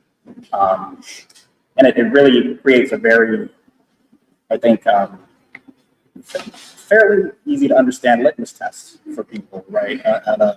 I think not a super high level, whether this candidate will back big money interest or foreign actors versus, what the people want. Workers want, but people as well. And I think that's a start. And also, I mean, in terms of like DSA, I think like the reaction has been one thing. Like the reaction to the recent victories has been very interesting. Like seeing on television, Fox like posting like socialists, like their plans, like for Trump loves it. It's just really interesting. It's like they're almost giving it free advertisement. So like beyond just the group itself, there's certain policies that are totally that almost seem like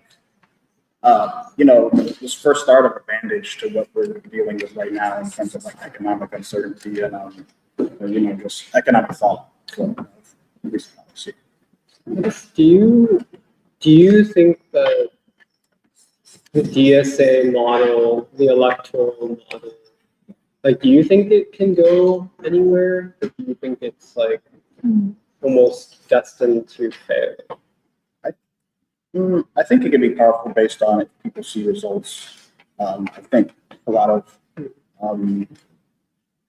people have not seen results. I think after the Biden's presidency, for me personally, that was after my awakening of politics in a sense when I saw the Democrats just not pass legislation. I was like, okay, something's inherently broken. But then to see now candidates kind of answering this moral question for me is like, okay, this is something that's now that definitely was a prior fall of the prior administration. So I think that can start something, and then once that gets the ball rolling, then candidates can prove through with improvement of social programs that actual change can be realized. And I mean, I guess New York is a start, under Mamdani. We'll see how that progresses. But that's my thinking. Well, I wanted to say, I think this thing with the moral question is not just because I've been reflecting on this a lot too, because I was born and raised in New York City. And so as all of this is happening, I'm trying to reflect on how the city has changed over the years or how it's not changed over the years. And I think to this question of morality, I do think it's important that there have been leaders that have stood up on this question or stood to this question of Zionism and Palestine and war and peace. I think what's missing is that this question of war is so important is not just because this question of war is so important because then it raises this question of who are the people that are governing and deciding these immoral policies. And because then that leads to the question of why are they the ones in power and deciding on these issues? And I think that, I mean, essentially the way we describe it is this question of legitimacy. Should they be the ones that are governing? And if they're not, then who should be governing? Who has the moral authority governing? And so I think it's what has changed with, I think growing up in the city, so when AOC first came up, I was positive because that was like the infancy of my political awakening, all that. And she was this young person and she was speaking to the diverse, like, New York City community. She's also representing the district that my parents live and I grew up in. And so I was very optimistic. I was like, great, there's this person that's speaking to these things. She'll take care of it. You know, just vote for her in and she'll take care of it. And the thing is, nothing was taken care of because you're voting for a singular person to create change. And so, yeah, nothing changed with her. I mean, a lot of it was performative. And yeah, a lot of it was performative. Nothing really changed. Then with Zoran, I think I do come with the skepticism because it does remind me of AOC. But I do think in the sense of, okay, you're voting for Zoran or you're voting for these candidates. But the thing with politics is that it's not just these individuals. It's their offices. Who are their office staff? Who are helping to, one, like, whatever social media campaigns that they're doing, there's someone working on the marketing team. There's people who are briefing him on the policies and putting together reports and what are the recommendations, so on and so forth. And so who are these staff members that help to put forward these positions that he publicly speaks to and then gets those policies enacted and done? That's not all going to be him. And so I think that's a very different model, for example, from something, or the transparency of an SCLC. Yes, it is King. Yes, he is the visionary leader of that movement and the leader of that movement. But you also know the other figures that were part of orchestrating what their strategy and implementation is of those strategies. And so my question is, okay, we have these policies that he has professed and has signed, but then what happens afterwards? How are they actually executed? Because those are the same questions of the civil rights movement. You have policies, but they're not actually enforced to lead to the betterment of the communities. And so I do bring that suspicion of it, but at the same time, I do think what has qualitatively changed qualitatively and quantitatively changed between 2018 and 2026 is the consciousness of the American people. I think at the time of 2018, at least personally, I wasn't thinking about, oh, power needs to be changed or the system and structure is so rotten that it needs to be changed. At that time in 2018, people were talking about redistribution of wealth in kind of hand-waving kind of ways. But I think in 2026, especially with this question of war and the crisis of cities like Philadelphia, like New York City, has shown to the people, and I don't know if it's exactly expressed that way, but people are like, this thing is going down. It's like the state is in crisis. And it's not in the same ways and I think that's what people were saying earlier, which is propelling someone like Zoran to forward, that people recognize that something is very terribly wrong. And, oh shoot, what was I gonna say? Oh crap. Oh, and then I think this thing of, and then I guess that kind of also speaks to like the social services in the city Because like growing up, I would be volunteering in like various hospitals, and you feel like you're doing something positive, you're meeting people, and then you get burnt out. And that's like the thing that people feel in any social service. Like that whole thing, the whole structure of society is so broken. Whether it's in social services, whether it's in healthcare, whether it's in education, that it's not going to take just someone like Zoran or any elected official. It takes the whole people of society actually to bring about those changes, to educate our children, to reform our prisons, to do all these things. And I think that's also the recognition that young people are kind of seeing in a DSA, which is they're like unhappy with the state of society. Young people are naturally looking for like, okay, then what do we do? Can I be involved? So forth. But the DSA model is limited because you elect a Zoran. But then is your job in the society only to elect someone else to create the change that you want to or think should be possible? And I think that's the thing with Birmingham too, or Birmingham, the freedom movement, which is that it was King, it was these leaders, but they were able to mobilize the entirety, or not entirety, most of Black folk and other white folk to feel that they had a stake in the change in the society and that they can create that change. And I think the 80% that don't vote in New York City or in Philadelphia are people who feel like they don't have an avenue to create that change. They don't have a leader that is speaking to their ability to create change. Instead, it's about them, to elect them in a system that they know that is broken. And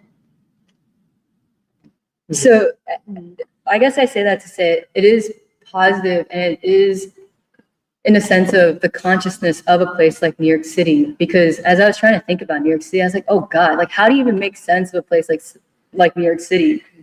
Growing up there, I still didn't visit all the neighborhoods. It's like massive. There's many different communities. There's the Bronx, its own dynamic, Manhattan, Queens, Staten Island. I don't even think I've gone to more than 5 times in my life. And so, but the thing is, there does seem to be some unifying feelings across these segments, which is that disillusionment with how things are run, with the people in power.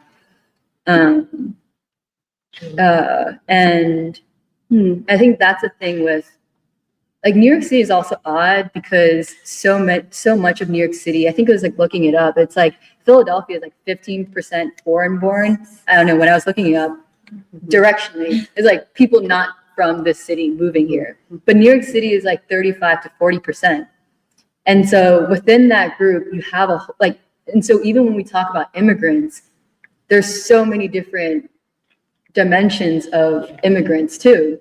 It's the immigrants that who are more part of like the working class, maybe undocumented, that are from Asia, from Latin America. Then you have the students that are coming here in their 20s, 30s, more highly educated. Then you have also the children of immigrants.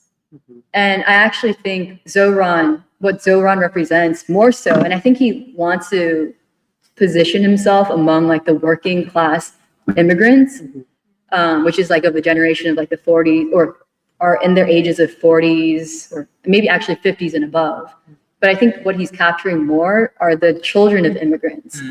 Yeah. And I mean, like us. So the children of immigrants who their parents moved here, had a certain idea of America, and then the children are growing up and are like, what the heck is this place?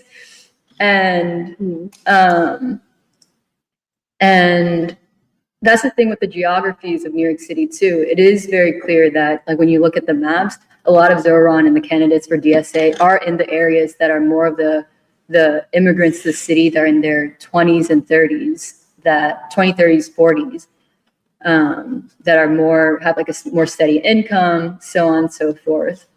But yeah, I think a lot of it has been really interesting because I've had to reflect on the city that's so complicated, even having growing up there. And, but then also what is unique to New York City, but then also how it represents a broad phenomenon for the country and for the consciousness of the people. Can I just make 2 points? One of which is that, interestingly, when you listen to people like Zoran, what Zoran in many ways ran on was not just these slogans of like freeze the rent, free buses, etc., but he was running with the idea that he represented and was able to mobilize like a popular movement. And that and what he was basically telling voters was that in order for me to enact these policies, it requires not just me, but it requires like a popular movement that is going to mobilize to, let's say if Zoran and whatever his allies in New York City politics are trying to pass like a freeze the rent thing or a free bus proposal, and they're facing pushback from other parts of the political system. What Zoran was saying is that I need to rely on essentially my political movement, my popular movement, to show up, to protest basically, and to create the kind of momentum and environment where the opposition is afraid to oppose these what are like probably objectively popular proposals of like, yeah, everyone's free buses.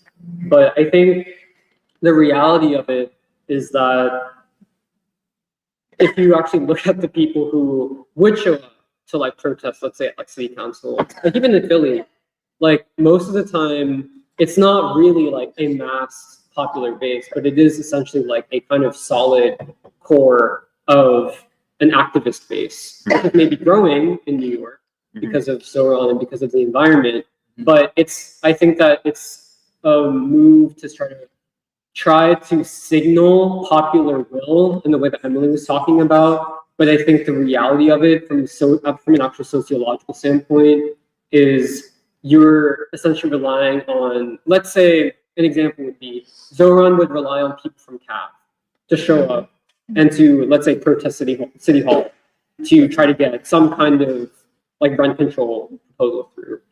Is that really the people, or is that a slice of what is essentially like a very almost the professional activist base that is so important to Zoran and has grown through like the DSA and through all of that?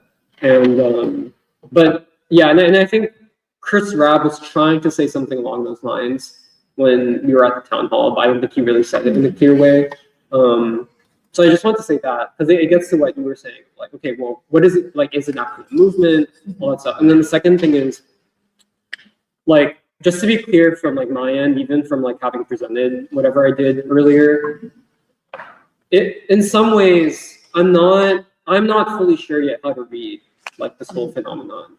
And I want to say that up front because I think on the one hand, personally, I'm pretty done with electoral politics. Like, I don't think that I've encountered any politician or person running for office that I actually trust. And like, even when AOC was elected, because I remember I was in New York that summer.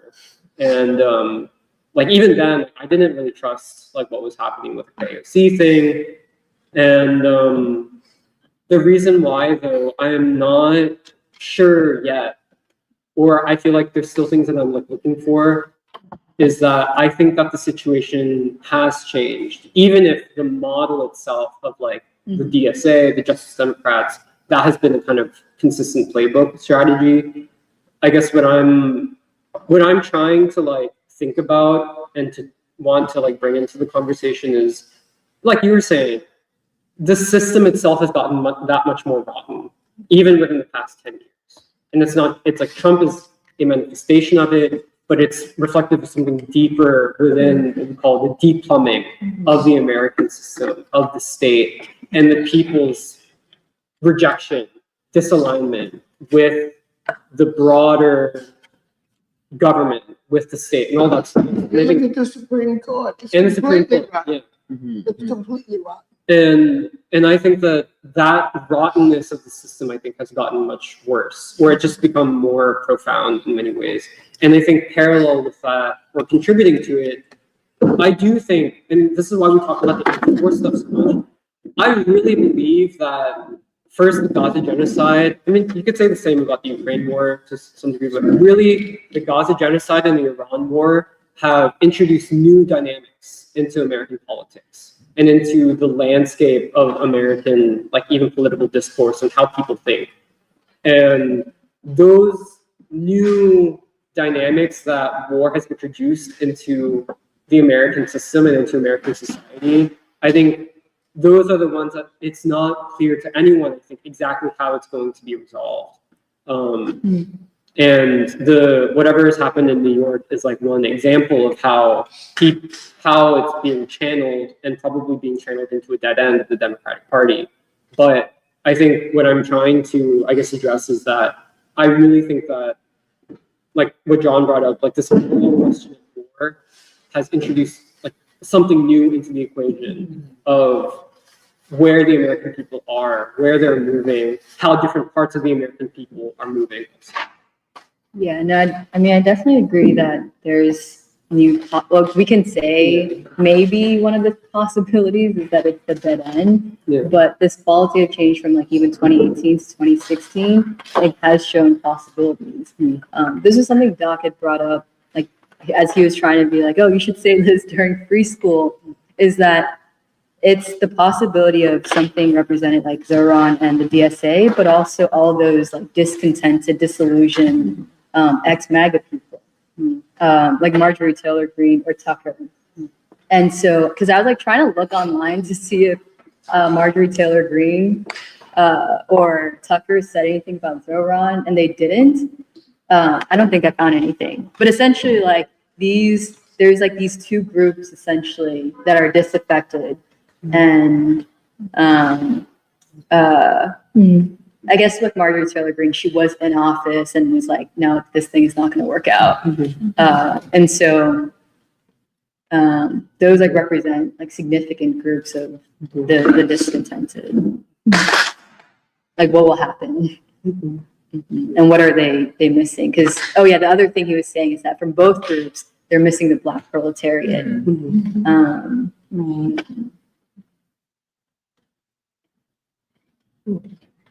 What's also interesting actually about the New York City elections is that I think what Samir was saying about the danger, well, whether you want to call it danger or something else, is that at the end of the day, what the wave of Zoran and what people are calling the Mamdani slate is trying to do is basically rehabilitate the Democratic Party. In a moment in a politically fluid moment where the people are groping for revolutionary options.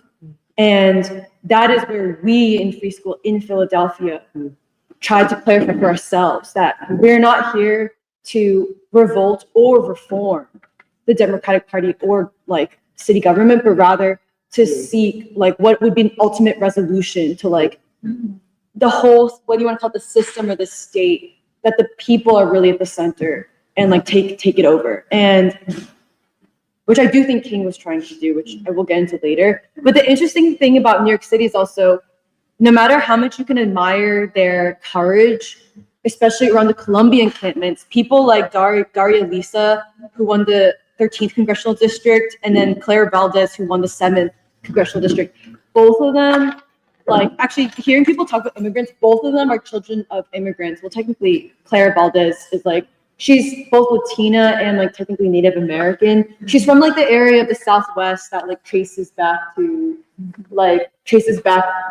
themselves back to like the Pueblo people, which is like both Pueblo people, which is like kind of, yeah, it's like a Mexican Native American. It's like messy history because technically the Southwest was not the U.S. but It was owned by Mexico. Right. It was like technically, I don't know. It's like, That's right. it's like a whole specific history. That's why they just call themselves brown. Yeah, it's like it's like the Pueblo people, but They're new Mexican. yeah, they're New Mexicans. All like weird it's identities. it's like a history I'm not the most familiar with, but I've heard it before. But both of these two women, very staunch anti-Zionist candidates, actually both come from the Columbia. They're both associated with Columbia. Claire Valdez, works at Columbia as like a professional. And then, like Jeremiah. Columbia University. Yeah, okay. Yeah, Columbia University, New York. And then Daria Lisa, she's a like Jeremiah was saying, she's a sociology PhD student at Columbia. And She was an undergrad at Columbia. undergrad.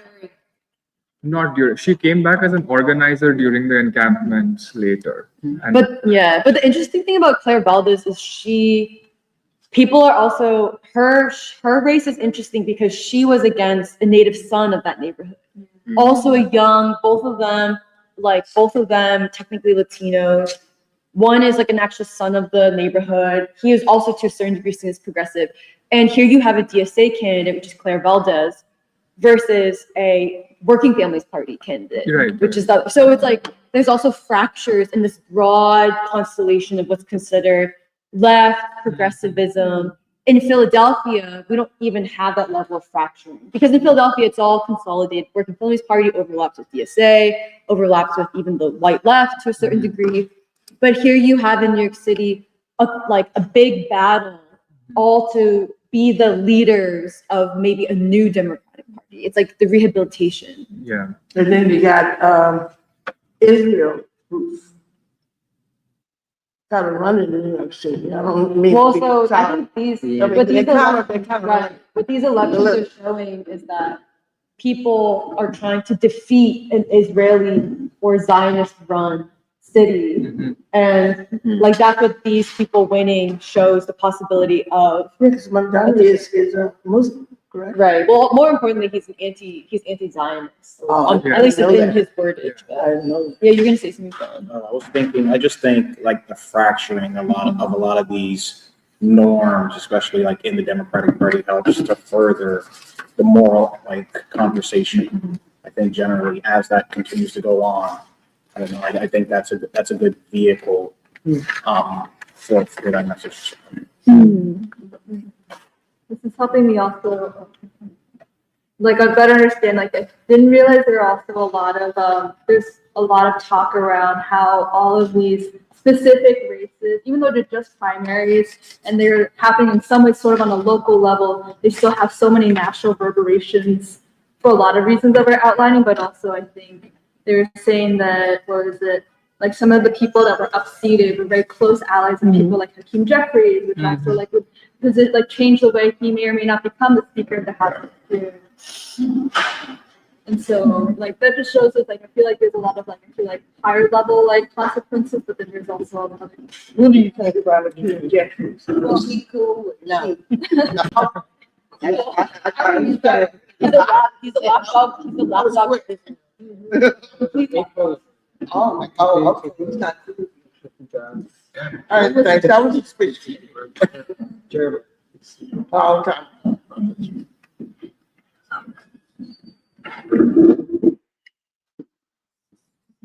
But I think for the Republicans, they've labeled Mamdani as sort of like a foreigner. And, when Obama was president, they said, oh, he's a foreign Muslim. And the irony is Mamdani is a foreign Muslim. Well, that was from Trump. Yeah, He stirred that up. yeah. A lot of people, they knew he was a liar. A lot of people believe. But I think the point is, If he was a Democratic establishment, not the Trump administration, about. Wait, I thought Trump started that When rumor. he realized such a backlash, the Democratic establishment decided not to go with that Trump, and the Republicans took it up. So originally, Are you saying Hillary Clinton started the rumor? and then he decided to in the Democratic polls, they left that Trump alone. Okay, I didn't know that. yeah, So took the shot. I believe it. I believe it. yeah, I've forgotten that's true. But more importantly, I think that the response from Mamdani has been to be or I was seeing someone say he's not someone foreign born though. He's someone who really represents the younger generation more than he represents someone foreign. Someone foreign would have more politically, socially conservative views. He doesn't have those. He's more representative of someone from Brooklyn or Bushwick or Well, where is something. he originally? Where was he born? He's from born in Africa. Born in Uganda. But his parents are professor. One's a filmmaker, one's a professor at Columbia. Wait, have you ever seen Mississippi Masala? I don't think so. Who's got Denzel He Washington? made that? No, his Yeah, mom. his mom made Oh, wow. So, That's impressive. so I think more importantly, he represents a worldview that comes from America, and by the Republicans doing this fear mongering for him, I think they really fail to see half of the country really, the more urbanized, cosmopolitan half of the country. Absolutely. Sophisticated. Maybe in certain ways, and people who interact with, there's been, I think, a flip in the country where people used to criticize the Democrats or people on the coast for being out of touch of the people in the middle of the country. But more and more, I also think that people in the middle of the country are out of touch with the people on the coast. Because if you think about someone in New York, you have to run in, or you think about someone in Philly, you have so many people from so many different cultures that you're running into on a daily basis, whereas someone from rural Pennsylvania doesn't have that. Oh, no. And I think that part of the strategy of the Republicans has been to say, oh, well, these people are foreign, their ideas are foreign, they support Palestine because they're foreign, and foreign people just side with foreign people. But that's not true. They're missing, I think the Democratic establishment and the Republican establishment are missing this trend of young people away from, But this is a country of immigrants. I mean, that argument is foreign this and foreign that, that's getting less and less relevant. Well, New York since you're speaking specifically about the elections in New York, Yeah. New York is certainly a city of immigrants. And Philly has a whole lot of immigrants too. It just happens to be about 40% black. Yeah. But then they're from Nigeria, Caribbean. So I mean, Philly's pretty complex too. Well, It just doesn't, thank God it doesn't have 8 million people. Whatever New York. Well, because New York is more different than Philly, what do you think about, a political coalition like that, given the fact that, Philly has immigrants, Philly also has a large African American population. What's the question? What do you think about that coalition in Philly? Like, what do you think about Mamdani's strategy if it were to be used in Philly? Because like we were talking about before you came, that people don't really vote for Democratic Socialists or like Bernie Sanders in the stronghold parts of Philly, like Germantown, North Philly, West Philly. Well, I've heard, and I'm an immigrant. I mean, I'm originally from Texas, so I'm, so I've just only been here 8 years. So I'm, as far as knowing Philly politics in depth, like somebody that was born here and keeping up with it. What I found about Philly is I like it for one thing. I relate to the strong black influence, even if it's Caribbean, Nigeria, wherever. I relate to it as an African American, and I think that contributed. Well, that's probably one reason why Parker got in. And she made history. First black woman, first black woman. She made history. I think she did a pretty good job. I know one thing. She ran one of her platforms. She was running on cleaning up Philly, and I'm noticing it's it had an awful nickname. I ain't gonna say, but being a little filthy. But I see more. I see again. I travel SEPTA, and I'm seeing the elevators. It's a lot of elevators. They seem to be clean. I see more people You know, before she got in, I'd never seen anybody mopping the train floors or something. I've never seen it. When she got in, well, she's been about a year. Then first time, I've been here 7 years, I saw some a SEPTA person mopping a train floor. But anyway, you know, your question is, I'm just a rookie here. It's really, I'm just learning Philadelphia politics. I know New York, with 8 million people, it's got to be way more complex. And you got Israel pulling a lot of strings. Yeah, money. Yeah. You know, I lived in New York for a while. Let me tell you something. Down south, I'm from Texas, Southwest. I'd never seen anybody with a yarmulke. I mean, that's how ignorant I was of the Jewish culture, because it's more anti-Semitic down there. And they were kind of like undercover. I never, you know, I'm not trying to insult nobody, but they never talked about Jewishness. And but I saw a few beautiful synagogues, but I was never invited, you know, to any of the Passover, any of their rites that they have, any of their, you know, just, I never was invited. I went to a private school my whole life, Catholic school. And my graduating class is one of them.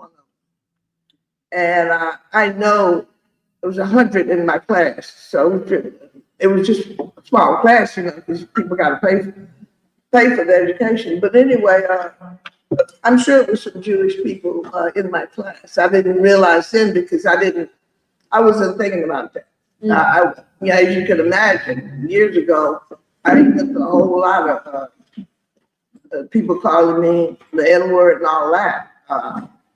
Didn't want me there. The reason why a lot of these whites with money was there is because they were trying to get away from people that look like me. So anyway, long story short, it was very difficult doing that, you know, years and decades ago. I don't want to get into the years, but anyway, there were Jews in that class, but I know they didn't wear yarmulkes. They didn't identify themselves because they realized the anti-Semiticness that was out there. In New York, I lived in New York for a few years. It's our way out, you know, a lot of holidays that we did, you know, Jewish holidays, and that was good. But they ran it, basically. New York City, I'm talking about New York City, NYC.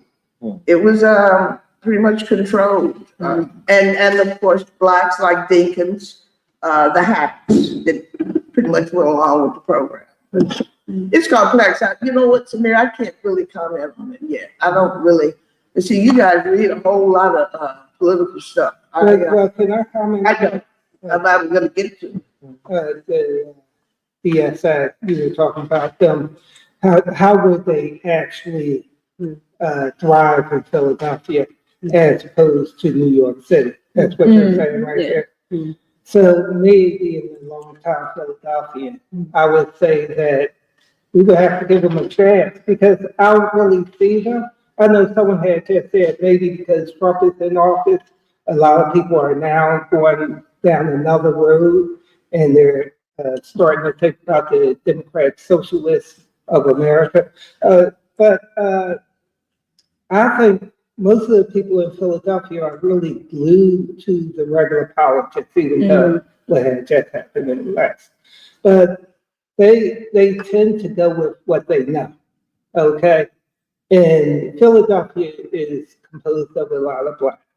And, right. And most of the time they're willing to give most of the people, most of the black candidates who side with what they think is right, okay?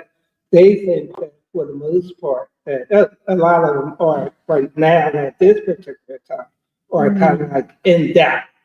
They're like, well, we've been voting with the Democrats and really we're not receiving a lot right now. Let's see what we can do if we turn to maybe we should go more to a socialist party because they're not really trying to go Republican. And especially in this particular landscape where Republicans are basically doing everything they can to basically take take away black rights. A lot of blacks are starting to see that, and they're trying to say, we're not going to go down that route, but let's get a socialist party, a little check. So I think they may have a little bit of it's kind of like a little confusing because black people might decide that they could vote for them, but still again, a lot of black people don't even vote. Mm-hmm. As I think you were just saying, it's 17% or something. It's terrible. So we would have to give them some type of incentive in order to say, listen, you got to get out there and vote.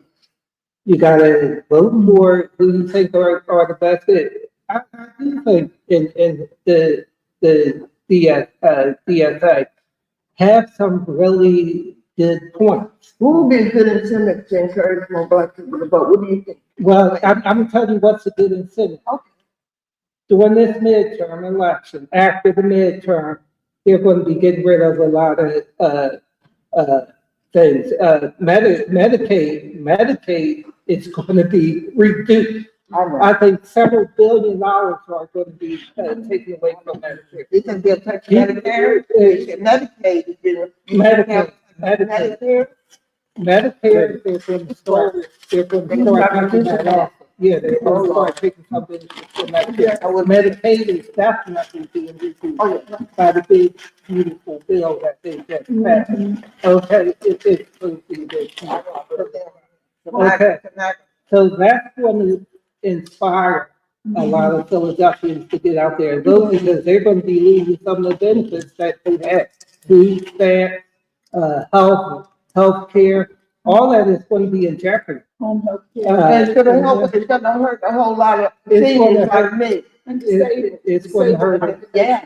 A lot of seniors stick together. The seniors vote. Medicare is for the seniors. Yeah, Medicaid is for more disabled. Right. So that is going to be something for the DSA in order to be able to really, if they could get on just like Madani in New York, he's talking about, listen, we should have healthcare for everybody. That should be a given. That's what Obama was trying to do. But what people don't understand is that the bill that Obama passed or tried to get passed, the Republicans rejected. So he had to go with a lower bill. He had to say, listen, I want something, so let me try to get this out. So he did get something. Now, it wasn't what he wanted, but it was something that he could get passed. And they get back with the DSA. The DSA is going to have people also, Congress, senators, all that stuff. Like someone had said, it's not just about one person getting in office. That's right. You could get that one person in office, they could be gung-ho and say, listen, I want this bad, I want this bad. And then all of a sudden, it doesn't get passed because you need your other representatives. That's very progressive. Then they have to be assassinated. You need to get other, you have to get other representatives in order to support you, in order to get those bills passed. Okay? Otherwise, you can say as much as you want, nothing is going to get passed. Okay? So with the DSA, they're going to have to start getting other allies in order to join their platform, in order to be able to get certain things passed. And if they start doing that, then here in Philadelphia, people will latch on to them and say, listen, at least we could believe in these people. They're starting to do certain things, and then they'll start to get some clout. When you talk about New York City, Can I suggest? Mandami's predecessor, I think his name was Adams, a black man, he was a stone crook. And so Mandami might be a backlash. He was, Dinkins, first black mayor of New York City, was not a crook, but he was a political hack. He went along with the system. He wasn't a crook, but he was making sure he was going to go along with the money people in New York City. So that's not joking. So what? The funny thing is, as Americans, we have to come to the realization that we are in the middle tectonic economic shifts in the global economy. This is not post-World War II America. When we came out in World War II, America produced 7% of the world's GDP. We had military, banking, insurance, commerce, trade was also in the United States. The war against Iran is a war against China. War against what? The war against Iran is not a war against Iran, it's a war against China. China is taking the geopolitical epoch that has existed for 500 years under the colonial period. Whoever controls Central Asia controls the world. That's where this concentration of human capital, human know-how. So right now, America doesn't have the ability to pay benefits in trade anymore. They don't have money. Country. But they have the money for billions and billions and billions for war against China. They got money for human rights, human people. Let me finish. America after World War II, they built an economy upon a war machine. We have roughly close to 1,000 military bases around the world. I know. That is what allowed us to have an exorbitant lifestyle, to spend money on all kinds of programs without any account. The dollar is down. The economy is collapsing quickly. So you're in the last throes of empire, which is It's absolutely, thank God. which is to maintain the military complex until they figure this out. Which means you're going to have to cut back on social programs, and that's going to impact poor white people, middle class white people, everyone. Why aren't they cutting back on war? Because war, okay, if you look, how they built their military machine is, that they put military industries in every state. So in order to maintain the empire, we came to vote for war. The senators supported it because the manufacturing for the military complex was located in the states. And if you want to create jobs, you have to vote for war. Right. Okay, our economy was not built on a peace economy. It was built on a war economy. That's why they spend so much money in war, because if that collapses, the dollar goes, everything goes. That's why. So basically, that's what they did. What do you think about all millions and billions of dollars that they spent on mass incarceration, where they incarcerate mostly people of color? What do you think about that? Again, if you look at what you're doing right now, okay, I had to get to a point as a black man, not always have my emotions to be emotional, because the Bible tells you that emotional people make the worst decisions. Absolutely. I'm watching myself on that. So when you look at the prison system, okay, you've got a collapsing economy. You're not making jobs for white people. So what am I going to do with this minority that I never embraced this? I got to do something with it. I got to. So what I They do? do a lot. So we did incarcerate and privatize the prison industry. And a lot of black people went along with it.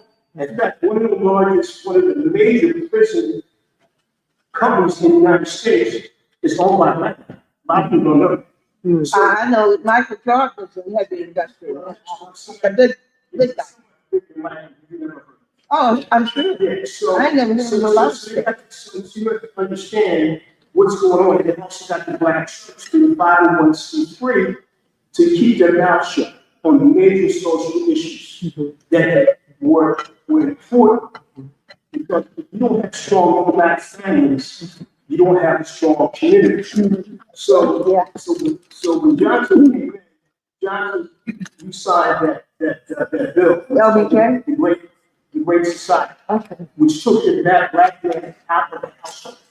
Okay, they saw this was wrong time to they had to get the black man out of the household to destroy the family. That's just a component of genocide that's been going on in this country. They kidnapped us and brought us. It's a component of genocide.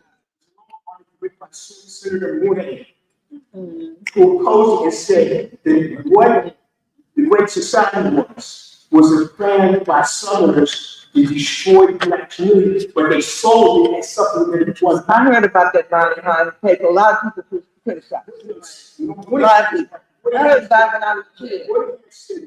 if the Great Society goes through, it would destroy the black family within 4 decades because of the removal of the man and the restructuring of the family. And I wasn't close. What about it? Read the paper. You just say, I even heard about it when I was a teenager. it goes to No good. he goes to the detail exactly what's I happening. have too much other things. Actually, good. So what I'm saying is, the party in America is over. Right, yeah. You're not doing that, the benefits for the cut, and even the Democrats are saying they're giving benefits. Joe's Well, how do you feel about this? And what are you gonna do? I'm asking you, what do you think?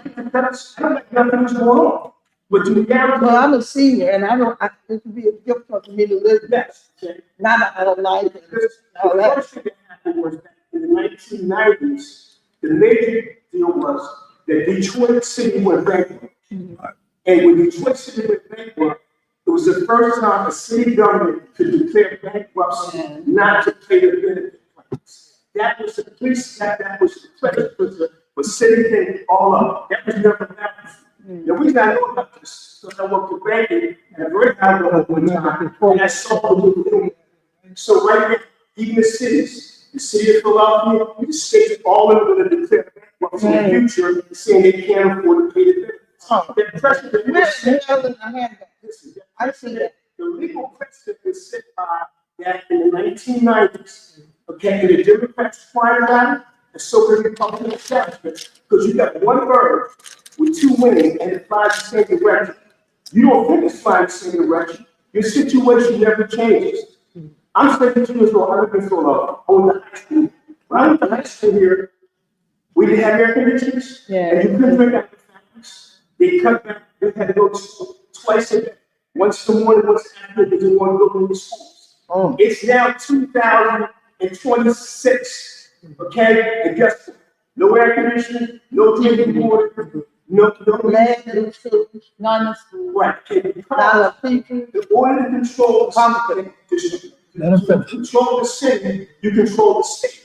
Black people are only 13% of the population. So city is controlled by the state. Black people, 30% of what? What is the population?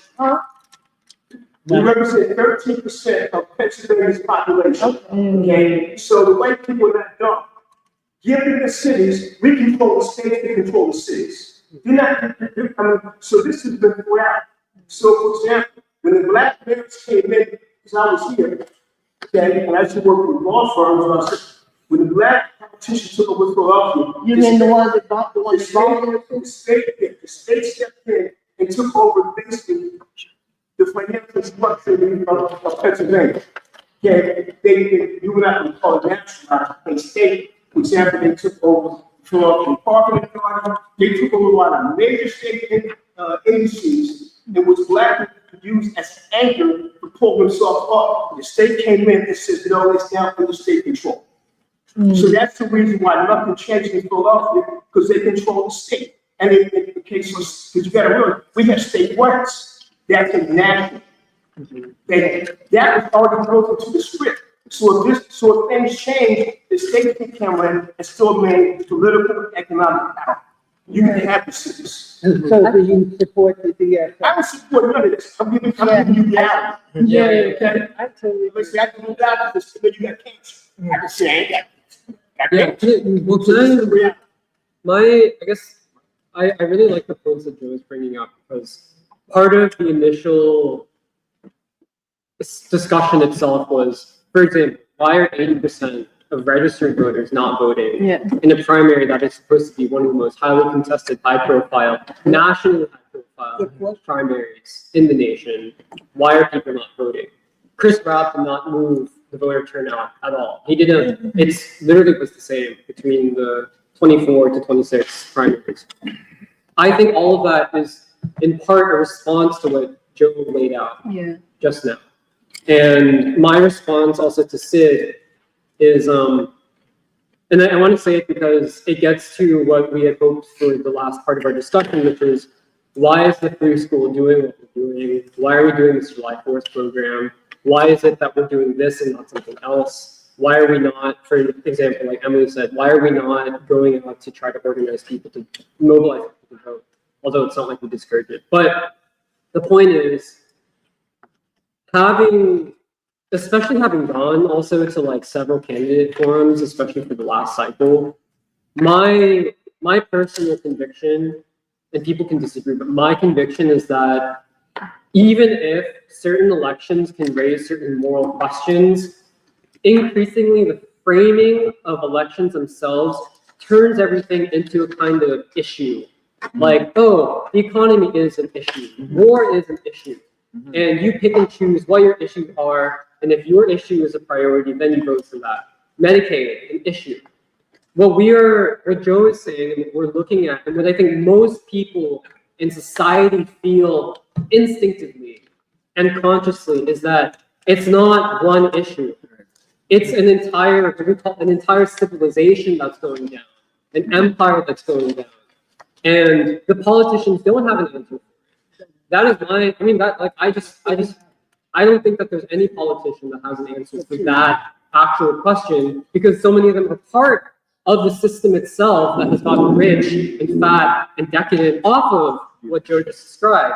And having gone to these candidate forums where, for example, the question of war, the war against Iran, the genocide in Gaza have come up, honestly, I feel that politicians are an obstacle to the actual real conversation that people need to have about those moral, existential human questions. And it's not just the foreign policy stuff. It's like, why is it that a high schooler, a Black kid who grows up in, let's say, Catherine did the James Baldwin reading group at West Philadelphia High School, why is it that teenagers already who are 15, 16 years old are thinking to themselves and saying, if I want to have kids, I need to get out of Philadelphia. Yeah. Black kids whose parents and grandparents are the ones who built the city, why is it that none of those kids feel that this city is actually theirs and actually cares about them and wants them to live? Like, what is that? How do you address that as an actual moral existential question that everyone recognizes, but the politicians are not going to be able to address? And that's why we do stuff like this program on July, like next Saturday on July 4th, is because we actually think that the solutions first have to come from the people themselves. Yes. Before you even think about the politicians. And then, and my personal belief is the politicians get in the way. They get in the way of having the actual conversations, people to people, that need to happen, because everyone recognizes that there's a catastrophe, a disaster, a crisis. And this great question of American society itself, whatever Joe said about the American empire, these 800 military, 1,000 military bases we have around the world, all of that sense of this is a dying civilization, what can ordinary people do about it? That sense of, otherwise what the system cultivates in people is a sense of helplessness and despair. And how do you actually create the environment in which ordinary people can talk to each other about the kind of things that we're talking about, and in a way where it's not automatically diverted into, well, if we vote for this person, then it's probably not going to address like all of it, and maybe we can address one single issue. But it's like, is that what people really deserve?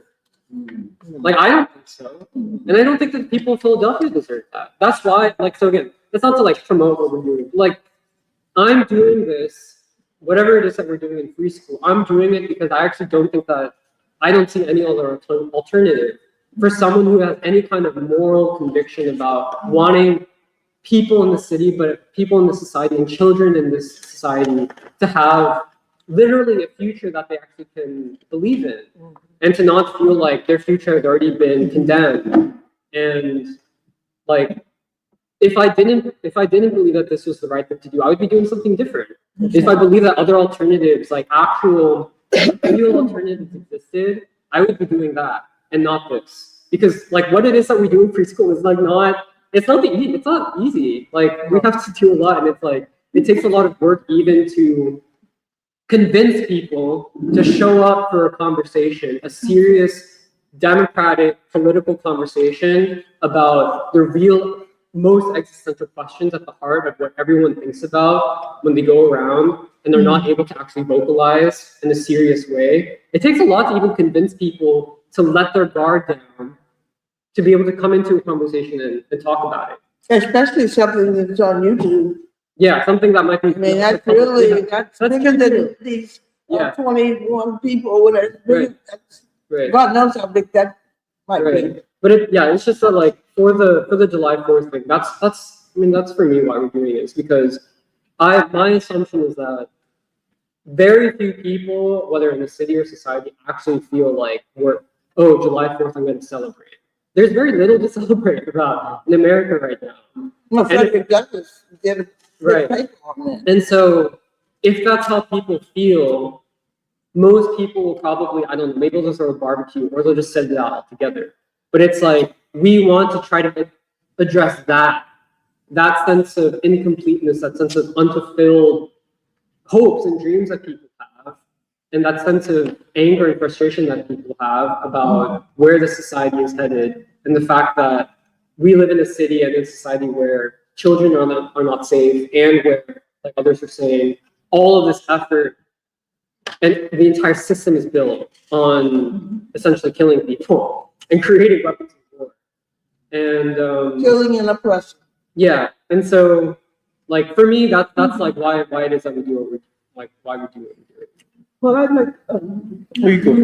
I'd like to comment, as a first timer here, but as a person who has watched the group, the energy, the moral conviction of this group for a while. Unfortunately, don't get a chance to listen or participate or to observe as often as I'd like to, but when I do, I'm so overwhelmed. And I think this group is the answer. And the more I listen to you all and know you and sit with you and observe you, I'm quite certain of it. So as we talk about, as Sid mentioned, and I think it's unfortunate what's about to happen for a lot of people in terms of people starting to notice that they are losing their benefits, things they took for granted. So as they begin to realize that things will be taken away from them, like you mentioned, you asked, will it also affect Medicare? And it will. And especially in terms of home You know health. what, I'm gonna have to leave. Home health care, and the disabled populations, which is what I belong to, which is what I've been supporting for over 30, 40 years now. And so I'm in meetings, we're in meetings and learning about what's happening, especially with the new, this dirty, evil bill that's coming down. So being in those meetings and learning and watching how they're starting to mobilize.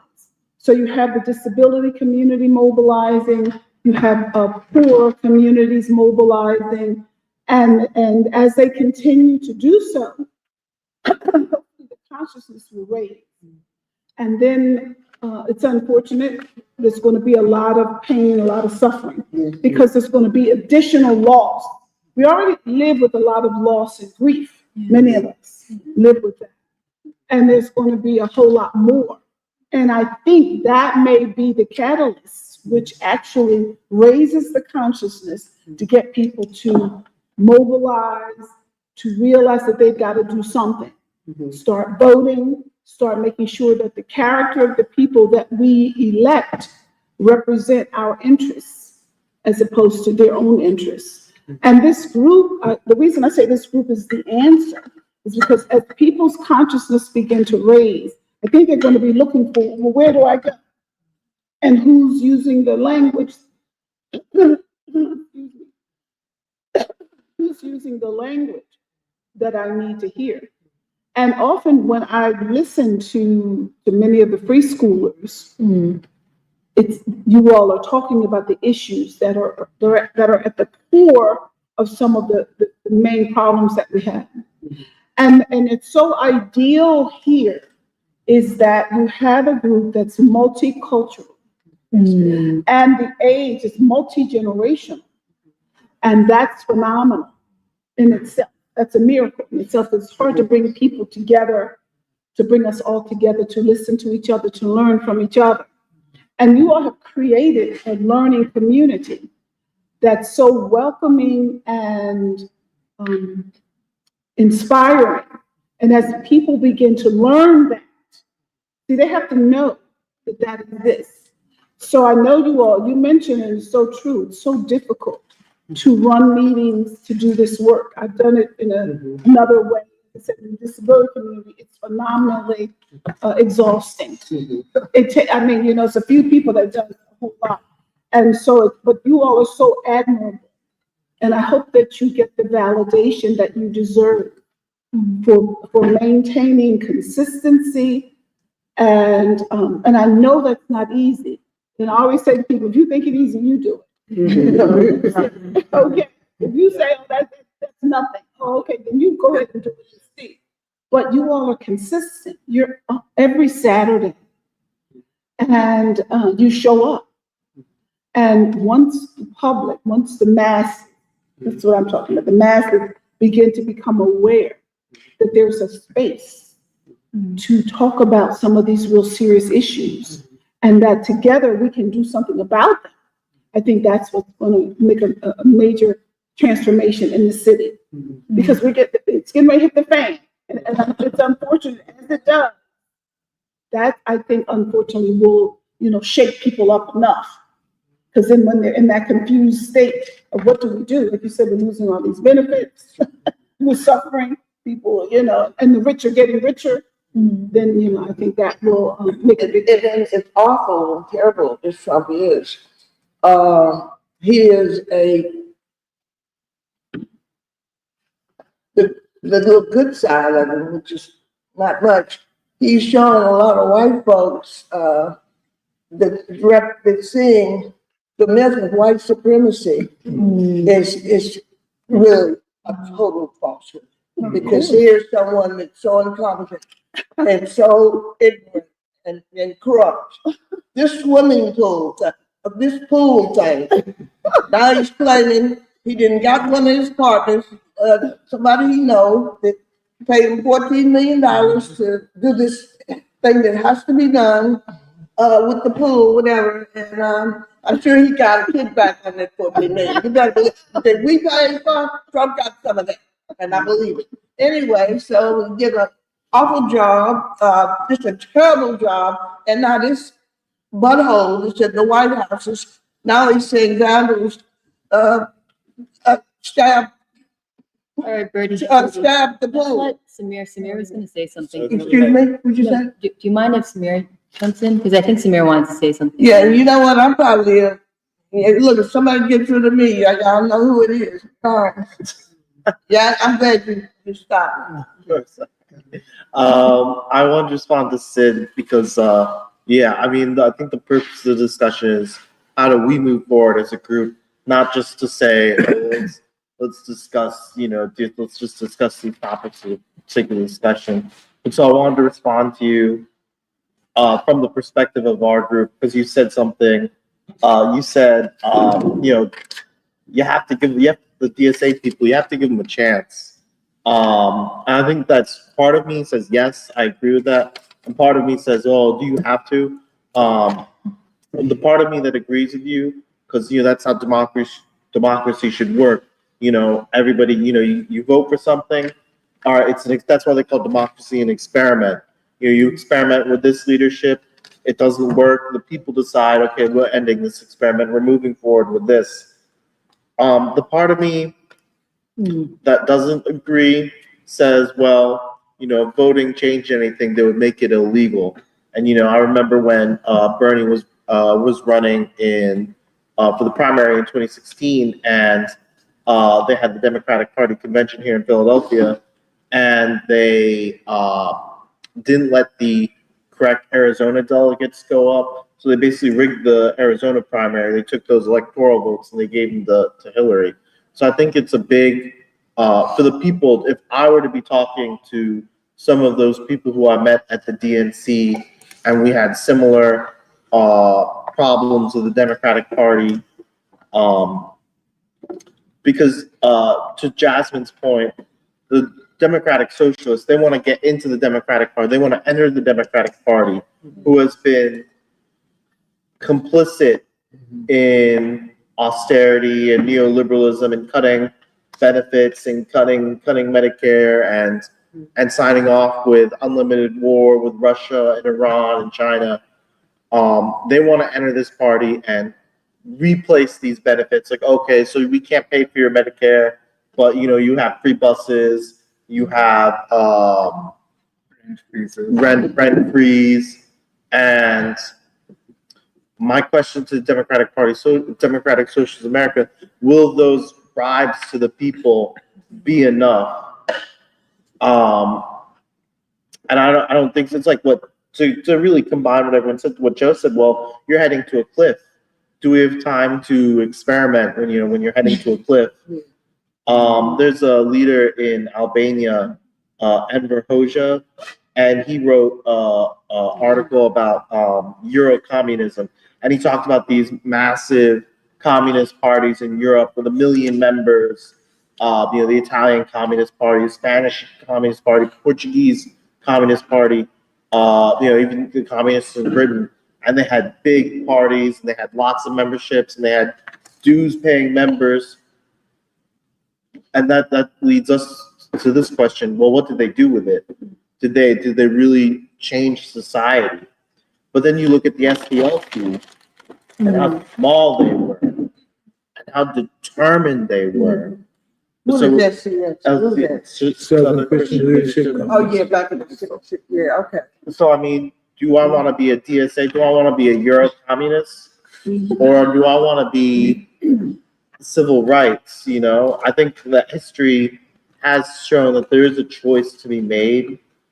There's certain, mistakes that Euro communists make, democratic socialists, social democrats, different names, different stages of history. Yeah, I mean, I think that we as a group, I think we agree, we want to be SCLC, we want to make Philadelphia, Birmingham, and do we have the, sometimes people in preschool can scare other people. What do you mean? What do I mean? Because I think that, if this didn't come, just like Jeremiah said, this didn't come out of anywhere. Doc has trained us to be a certain way, and it's not for no reason. I think that we've had a moral conviction, to be part of preschool, you do have to have a moral conviction to go in a different direction. I think the King talks about that, being a follower of Christ is also the drum major instinct, that there's a drum beat that you follow, but you have to follow your own drum beat, what's morally correct. So, in conclusion, it is important, electoral politics are important. I'm not going to say they're not, but if you want to change society, you don't need a big party, you don't need election. You can do it. History has shown us. You just need the moral choice. You need to inspire the people. You need to heal the people so that they can see that they can make the moral choice too. Absolutely. Absolutely. It was to take it away a little bit. I was just more interested in the framing of the event, considering what we're saying, that the scale and the depth of the crisis, civilizational, the crisis of the state requires more than voting for a different party. So I was interested, like, the connection between that and the framing of the event, the 250th anniversary, even the choices to bring in music and art as part of that. But I didn't want to take it away if you were. Oh no, I was gonna segue, but like, because I think Joe made the ultimate point, which is some of it is also like, because we've been talking about, is voting the ultimate solution, and it's not, because at the end of the day, we're also talking about our assumptions of what democracy even means. And I think Joe's ultimate point is like, this quote unquote model of democracy, if you can even call what has happened in the past 50 years of democracy, when most people do not have freedoms or rights that are written in the Constitution or Declaration of Independence or whatever. Can you have a democracy if this quote unquote democracy is waging war? and killing its own citizens? And can you have a democracy when there's rife poverty despite the accumulation of wealth and resources? And for education. That's the reason founding fathers did the United States as a direct democracy, but as a republic. right, Because a republic, the ruling class can maintain control, the commanding rights, authority, and power. If you have a direct democracy, then you have the ability for the proletariat, the commons, to change the structure. So they knew they came here because this country was founded, it was a land grab. Europeans came here from Ireland, Scotland, Germany, the Netherlands. They came to the Americas, and included the United States, Canada, Central South America, to get rich. It was a bonanza land grab, and bringing in slavery. Okay, so their primary reason was to come here to get rich, not for freedom, not for not because they believed in Lord Jesus Christ. That was a trope. They came here to get rich, to murder, steal, and rob. And in order to maintain that, you're going to have to create a republic. Because if you create a direct democracy, you'll lose it. That's why you got a bird that's got two wings. And Ross Perot, I don't know if you guys remember Ross Perot. What's going to happen is that if you do the free trade, the American free trade agreement, you would destroy the American middle class. Ross Perot was going to start a third party, and he put up $1 billion to start. They came to him. You can read the research. The Democratic Party and the Republican Party told him that was never going to happen, and they also told him that if he wanted to enjoy his life as a billionaire, he better chill out. You made your money in the system. Don't try to change the system, or you won't be here. And I lived in Washington at the time, which was born. I had a friend of mine that worked for the intelligence agency, and he said, I couldn't tell everything. But they basically, they threatened Ross Perot's life. If they tried to start a third party, they would kill him. Because he had the money. Who threatened the Democratic leader, the rich folks? Who threatened? The Republicans threatened him that if he started a third party, he would kill him. Because he put up $1 billion to start a third party. I thought he did start the third. I thought he was successful in starting the third party. If I recall, I mean, we got that way. A year and a half, 2 years it was on. They spoke to him and said, listen, behave yourself, you're a capitalist, the system benefits you, we're not having a third party. I don't remember it that way. Yeah, You might be correct. Yeah, I thought it was all, if you read a lot, that's what went down. So that's the reason, that's why we have a third party. No, I thought, I'm sorry. I just want to, because we have 30 minutes, I want to talk about next Saturday, July 4th, because we actually we were not sure for a while if we wanted to do anything on July 4th, because like Jeremiah said, we don't feel like there is anything to celebrate in this moment of time. But then at the same time, if we are to see ourselves as wanting to inherit a revolutionary tradition, to actually have a future for a new nation, we felt like we needed to say something on July 4th. And so for the 250th, in some ways we're changing the way we're framing the 250th, because rather than even saying that it's the 250th year of the US, we're saying it's the 250th year of the state itself.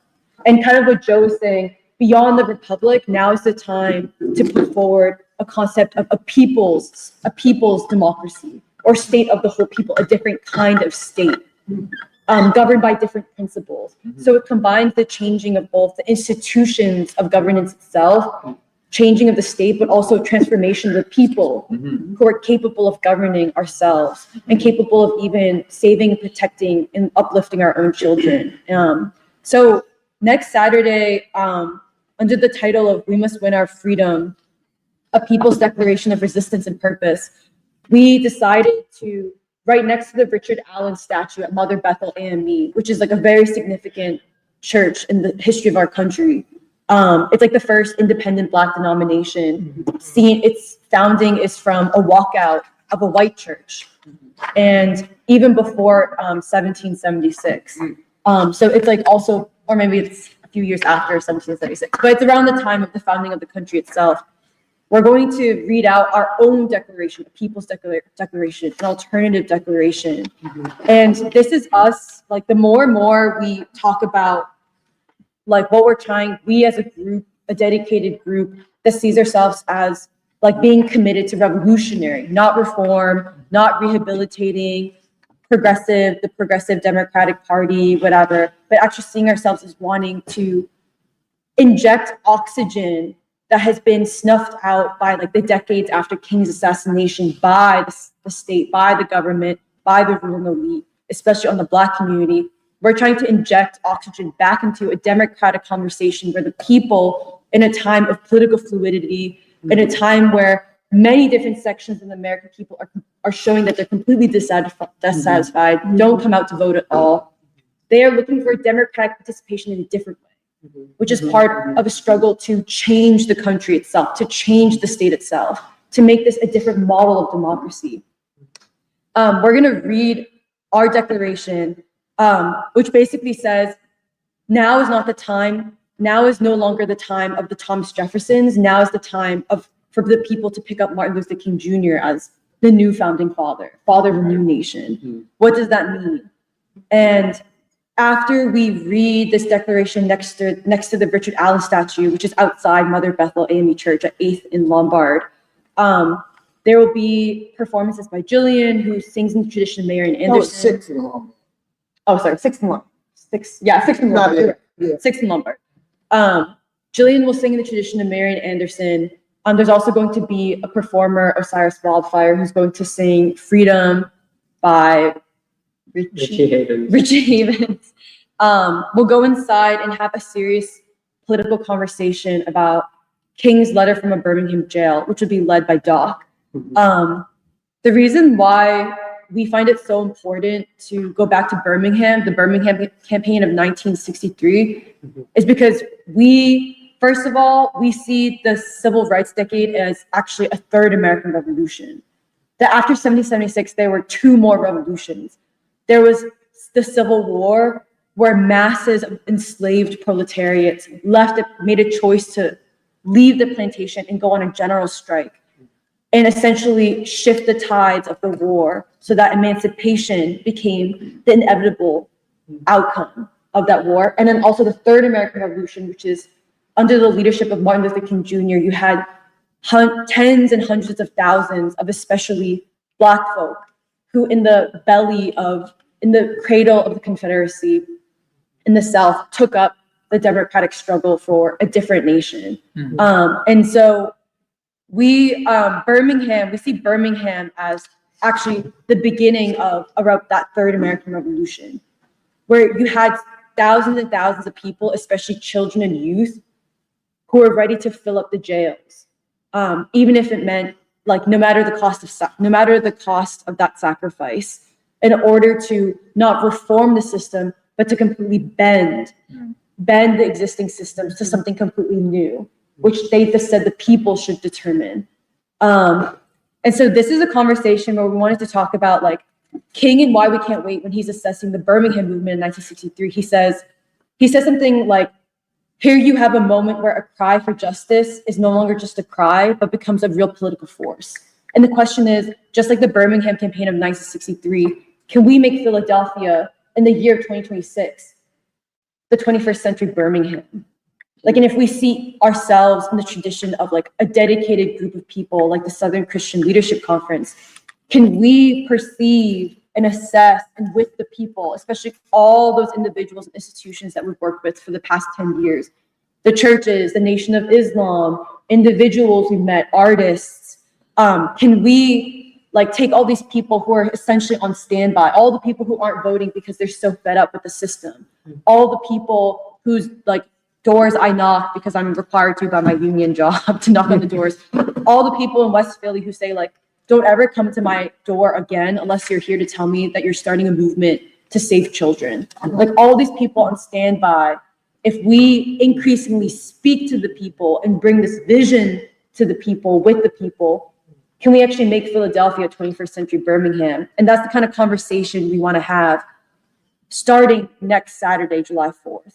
Like bringing, like King said, like-minded people who are actually, they're not interested in just voting, but they're interested in changing, even envisioning an alternative, like knowing that we already have the grounds of an alternative because we have this rich legacy of not just the Third American Revolution, the Civil Rights Movement, but even like institutions like the Nation of Islam, like independent, disciplined, like very visionary groups that are trying to create an alternative civilization. So like that's the kind of conversation we want to have concretely next Saturday, to talk about even like basic issues, not just like, because like we said today, not just about policy changes of what can we do to like save children, for example, but how do you actually change the model of democracy itself? How do you address the deep plumbing, like Joe is bringing up, of like, we don't have a peace economy. We have a war economy. Everything around us is based upon a war economy, which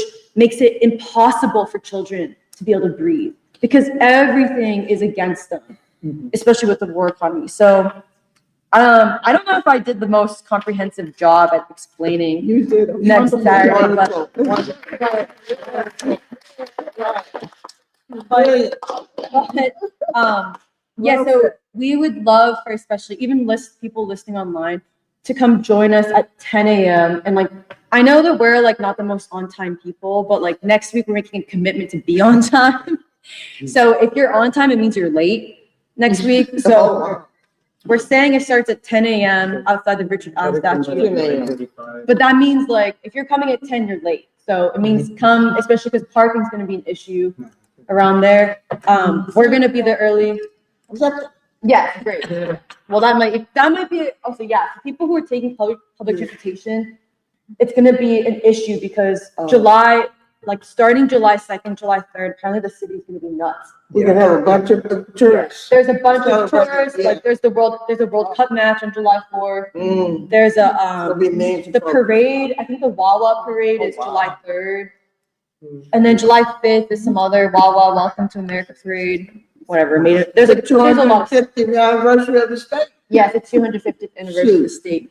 But there's gonna be free lunch. There's also, besides like discussion, like a very rich discussion.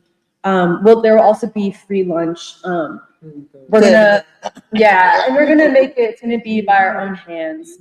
Like we're making chicken salad, egg salad. Oh, it's not gonna be catered by professionals? It is catered by professionals. Yeah, professionals. Are you? We're the professionals. Are you chef? Y'all cook pretty good. You cook pretty good. One other part of the program that we're excited about is we'll be officially launching the 5th issue of our publication, which is called Avant-Garde, a journal of peace, democracy, and science, which we started like 3 years ago now. But it's actually people who worked on the issue should also feel free to talk about it, even though we don't have that much time. But it's going to be available on the floor? It'll be, yeah, we'll have print copies available. Okay. Yeah. And it's something that we've worked really hard on.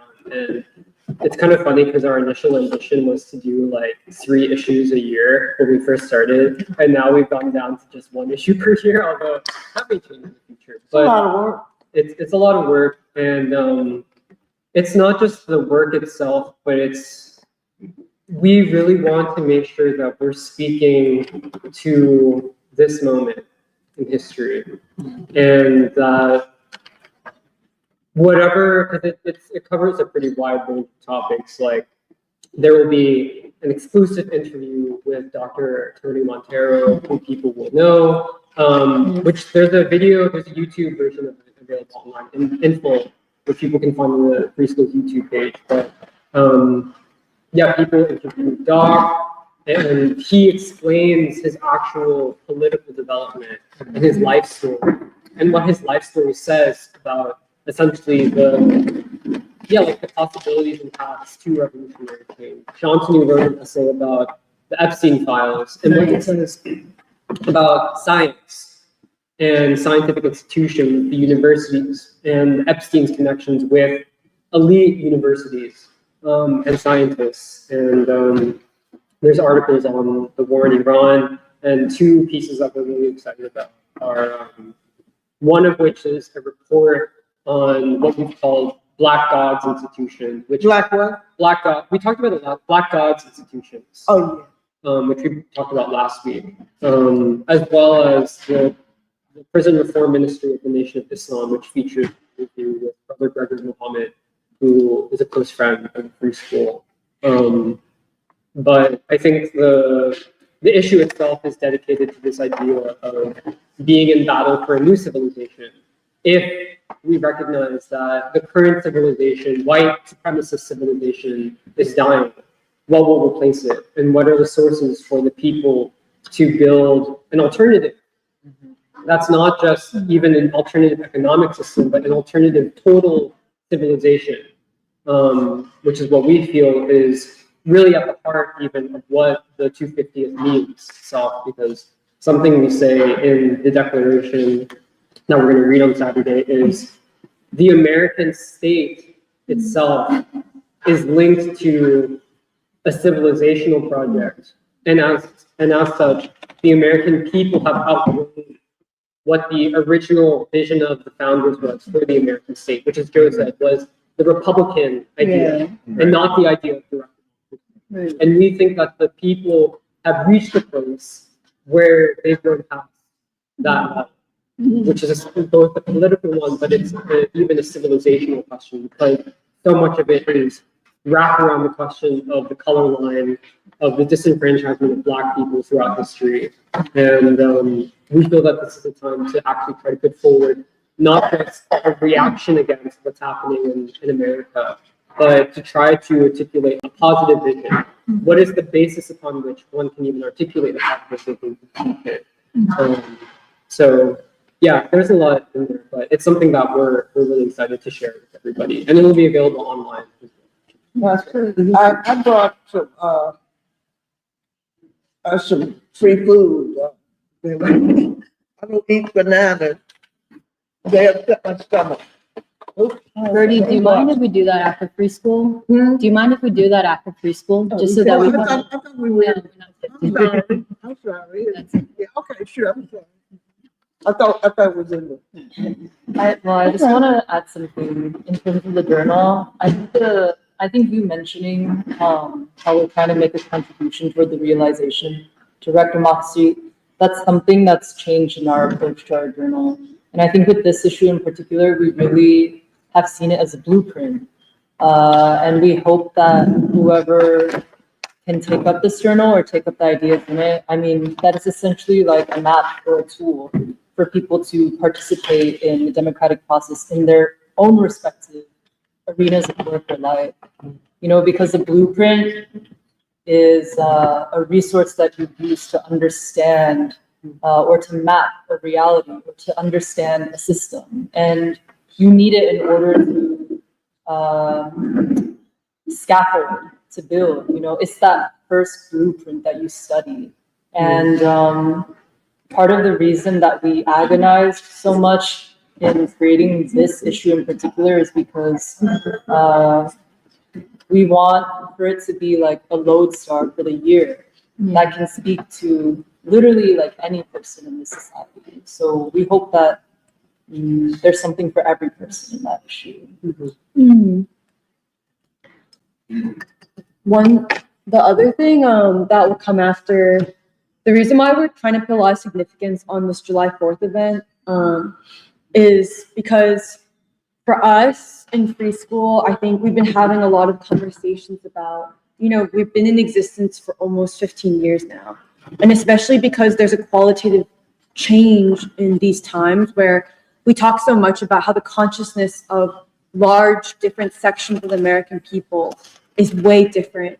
Like in different signs, people are showing that, like, especially showing that they are dissatisfied with war, in a state that's built on war, in a society and human beings that are produced by war. And so we with this starting with the July 4th event, are attempting to, in a more concrete way, with different institutions and the people, actually try to not just have serious democratic conversations, but actually even try to see what we can birth from it. And actually after July 4th, we're gonna start doing like experiments in different political formats. July 4th will be a kickoff to a series of what we're calling a summer of freedom forums. So forums on distinct topics like one will be on Black God.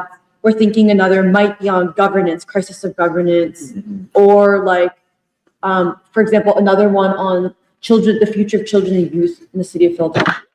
Like to actually, with individuals and institutions we've built these close, deep relationships with, actually have that sort of serious conversation about why is the crisis the way it is, but then also how together people already existing in the city who are resisting in certain ways, who are doing things in certain ways together under a clear ideological vision of even that we consider to be King's vision, can we actually create an alternative city, an alternative society? So we're just, July 4th, we really see as the beginning of a new type of politics.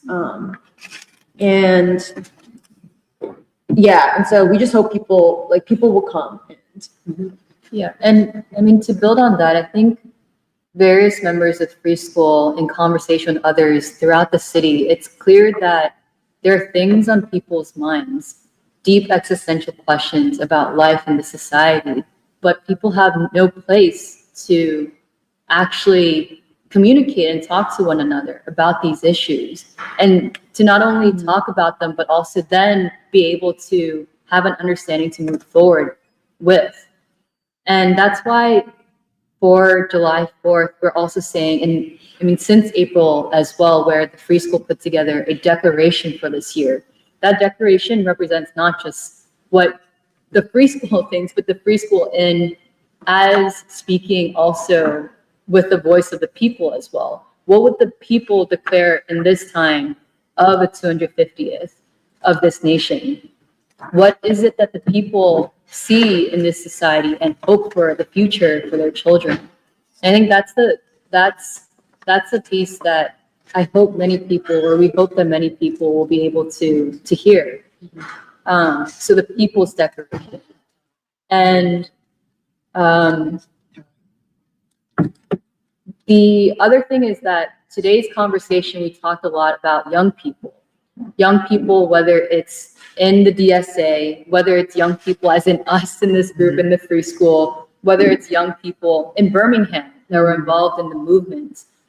And we also talked about the merits or the weaknesses of a DSA model, or as opposed to what we see in the SCLC model that we seek to emulate.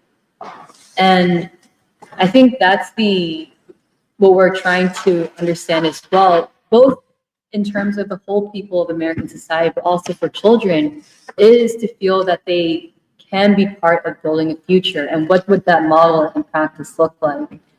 The only reason why I forget why I bring that up, but this is, I think, triggered by when Jeremiah was talking about avant-garde and the interview that we had conducted with Doc. Specifically, the interview is a snapshot of the entirety of the interview that we had conducted with him, which is 3-4 days, each one being 9 hours total, that covers the expanse of his life. But specifically for this issue in avant-garde, we also trace Doc as a young person as well. What were the ideologies and political trends of his time that he was compelled to, but then ultimately didn't see it as being able to advance and meet the needs of the people. Okay. And so we talk about this transition from revolutionary nationalism to the Communist Party and Winston, and then ultimately as well to King and the Black freedom movements. For anyone who has been watching the YouTube versions of these interviews, which we had released episodes, my apologies for pausing for 2-3 weeks. We were trying to get together this avant-garde issue, but we'll restart the videos as well. There's more. There's a lot more. There's a lot more. Maybe we should read some comments. Okay. Okay, I will read the comments. Okay, we have our usual listeners who say good morning, Todd, Nathan, Heidi.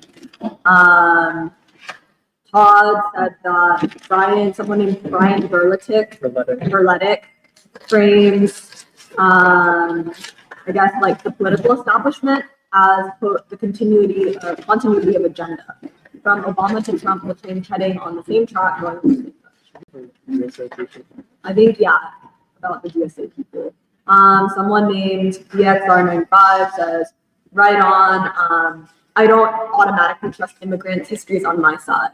Someone, Nix100, who I presume says, a common talking point that's emerging is that Daria Lisa won because of professional transplants, but that's not true, is what Nix is saying. That they actually won the Black precincts and split the Hispanic precincts, which is decent given the incumbent's campaign. I feel like I think our response to that is the low voter turnout in general, and the fact that just because you win means that your winning was still like 15% of the vote. Bombay asked, where's Doc? And we got a funeral. That's not good, I'm sorry. Don DeBar said the converse of this idea that AIPAC lost New York City is that, on the other hand, socialism, or a vague idea that won the vote of the people. Mamdani et al. Might be full of BS, but people voted for socialism and a radical left-oriented change. And so Don thinks that that's the noteworthy aspect of the election. And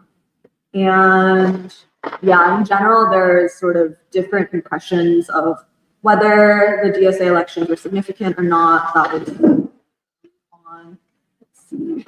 Nick said, having less income in an economically demanding city means that you have less time to consider who's running. And so it becomes easier to trust and vote for an incumbent.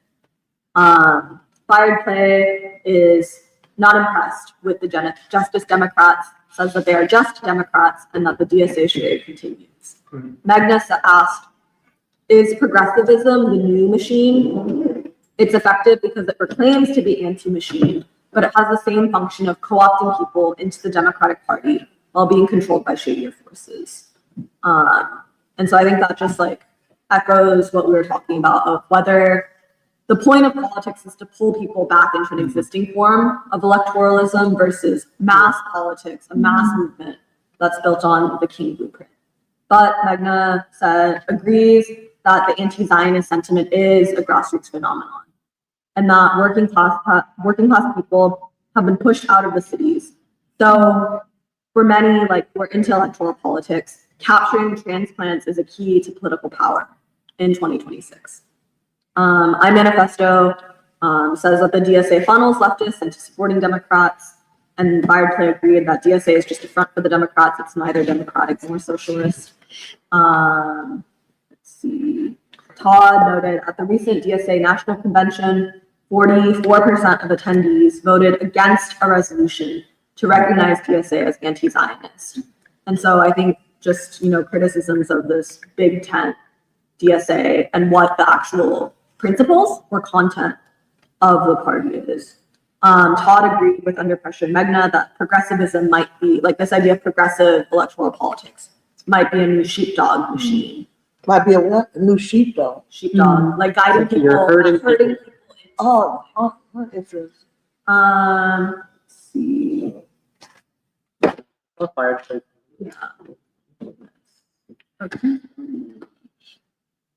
Bombala is commenting on the World Cup and Iran's team, saying that Trump messed up Iran's chance at the World Cup, and that they shouldn't have even competed in the U.S. But Magna says part of the moral question is atonement and sacrifice.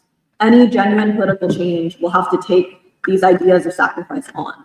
On the other hand, sewer socialism espoused by the DSA is all about getting a bigger part of the pie, not about redeeming democracy. So I think this is also something that Magna takes up in her article for Avant-Garde, which is on, I think, immigrants and sacrifice. Kari says that following the money behind the current DSA machine will help answer a lot of questions. Bombalai says the system is broken indeed. And people I didn't really like Joe's comments, but said that the sound was a little bit garbled, so we tried to move the owl. We apologize. And then M. Sparks said, in response to Jasmine, yes, we show up every Saturday. Facts. Wait a minute, can you repeat that a little louder? We show up every Saturday. Facts. Oh. And then backpack emoji, school emoji, green check emoji. I think Jacob Carpenter showed up a little while ago and said, good morning, free school. Bombalai says the free lunch that we'll be serving on July 4th sounds nice because there's nothing like a free lunch. And then someone named Exoduster says, looking forward to that next issue at long last. So looking forward to the new journals.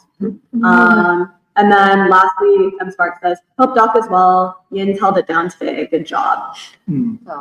Actually, it would help to know if there are people in the chat who would be interested in us mailing, like doing a sign up where like we would mail it to you. Like when we have new issues, like if we had you marked down as like a contribute, like as someone who like wants it mailed to you, and then you like paid for like the issue and maybe like, shipping, that we would every time we have a new issue, we mail it to you. If you're interested, like, because we're just trying to get a sense of that before we start that. But, like, if you're put that out. But if you're interested and you're listening online and don't live in Philly, like, No, maybe but I mean, just put in the even chat. here in Philly, just how we'll be getting the kids to get access. So let people know how they can gain access. And once you do that, you'll see more people will, will be involved. Immediately, Exoduster and Todd said, yes, I would pay for a subscription for sure. We've been talking. We've all been talking. But look, we could have got out here and forgot to mention that. We got to make real positive moves before November in this, crazy election. This is the time for us to be moving. Just on the point of one of the comments said, follow the money behind the DSA. I was checking that out, and this congressional race, there was $2 million that was donated by this super PAC called, I think, American Liberties, which frames itself to be a pro-Palestine super PAC. And that sort of makes me think about how you can just, like, this may or may not be happening, but you can just slap on the title of we're pro-Palestine and then still be heavily influencing politics through the donations that you provide to certain candidates. But yeah, that made me think of that. They actually outspent the total number of the amount of money that these three DSA-backed candidates got. I think slightly outspent APAC funding to the Israeli, like pro-Israel candidates. But Okay. now to say, okay, I think maybe we can end for this week. But yeah, we will see you next time. We will definitely be live streaming the discussion part because we're trying to make it like a special edition of Free School after the reading of the Declaration, but we might be able to also live stream the Declaration performance part.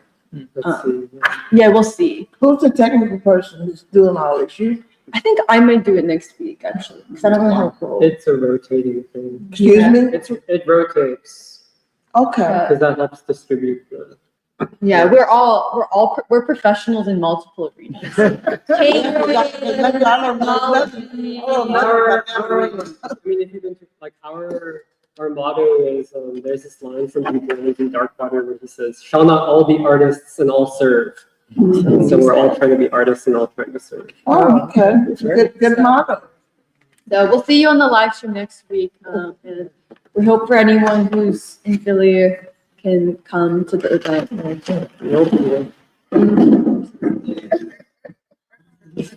Bye.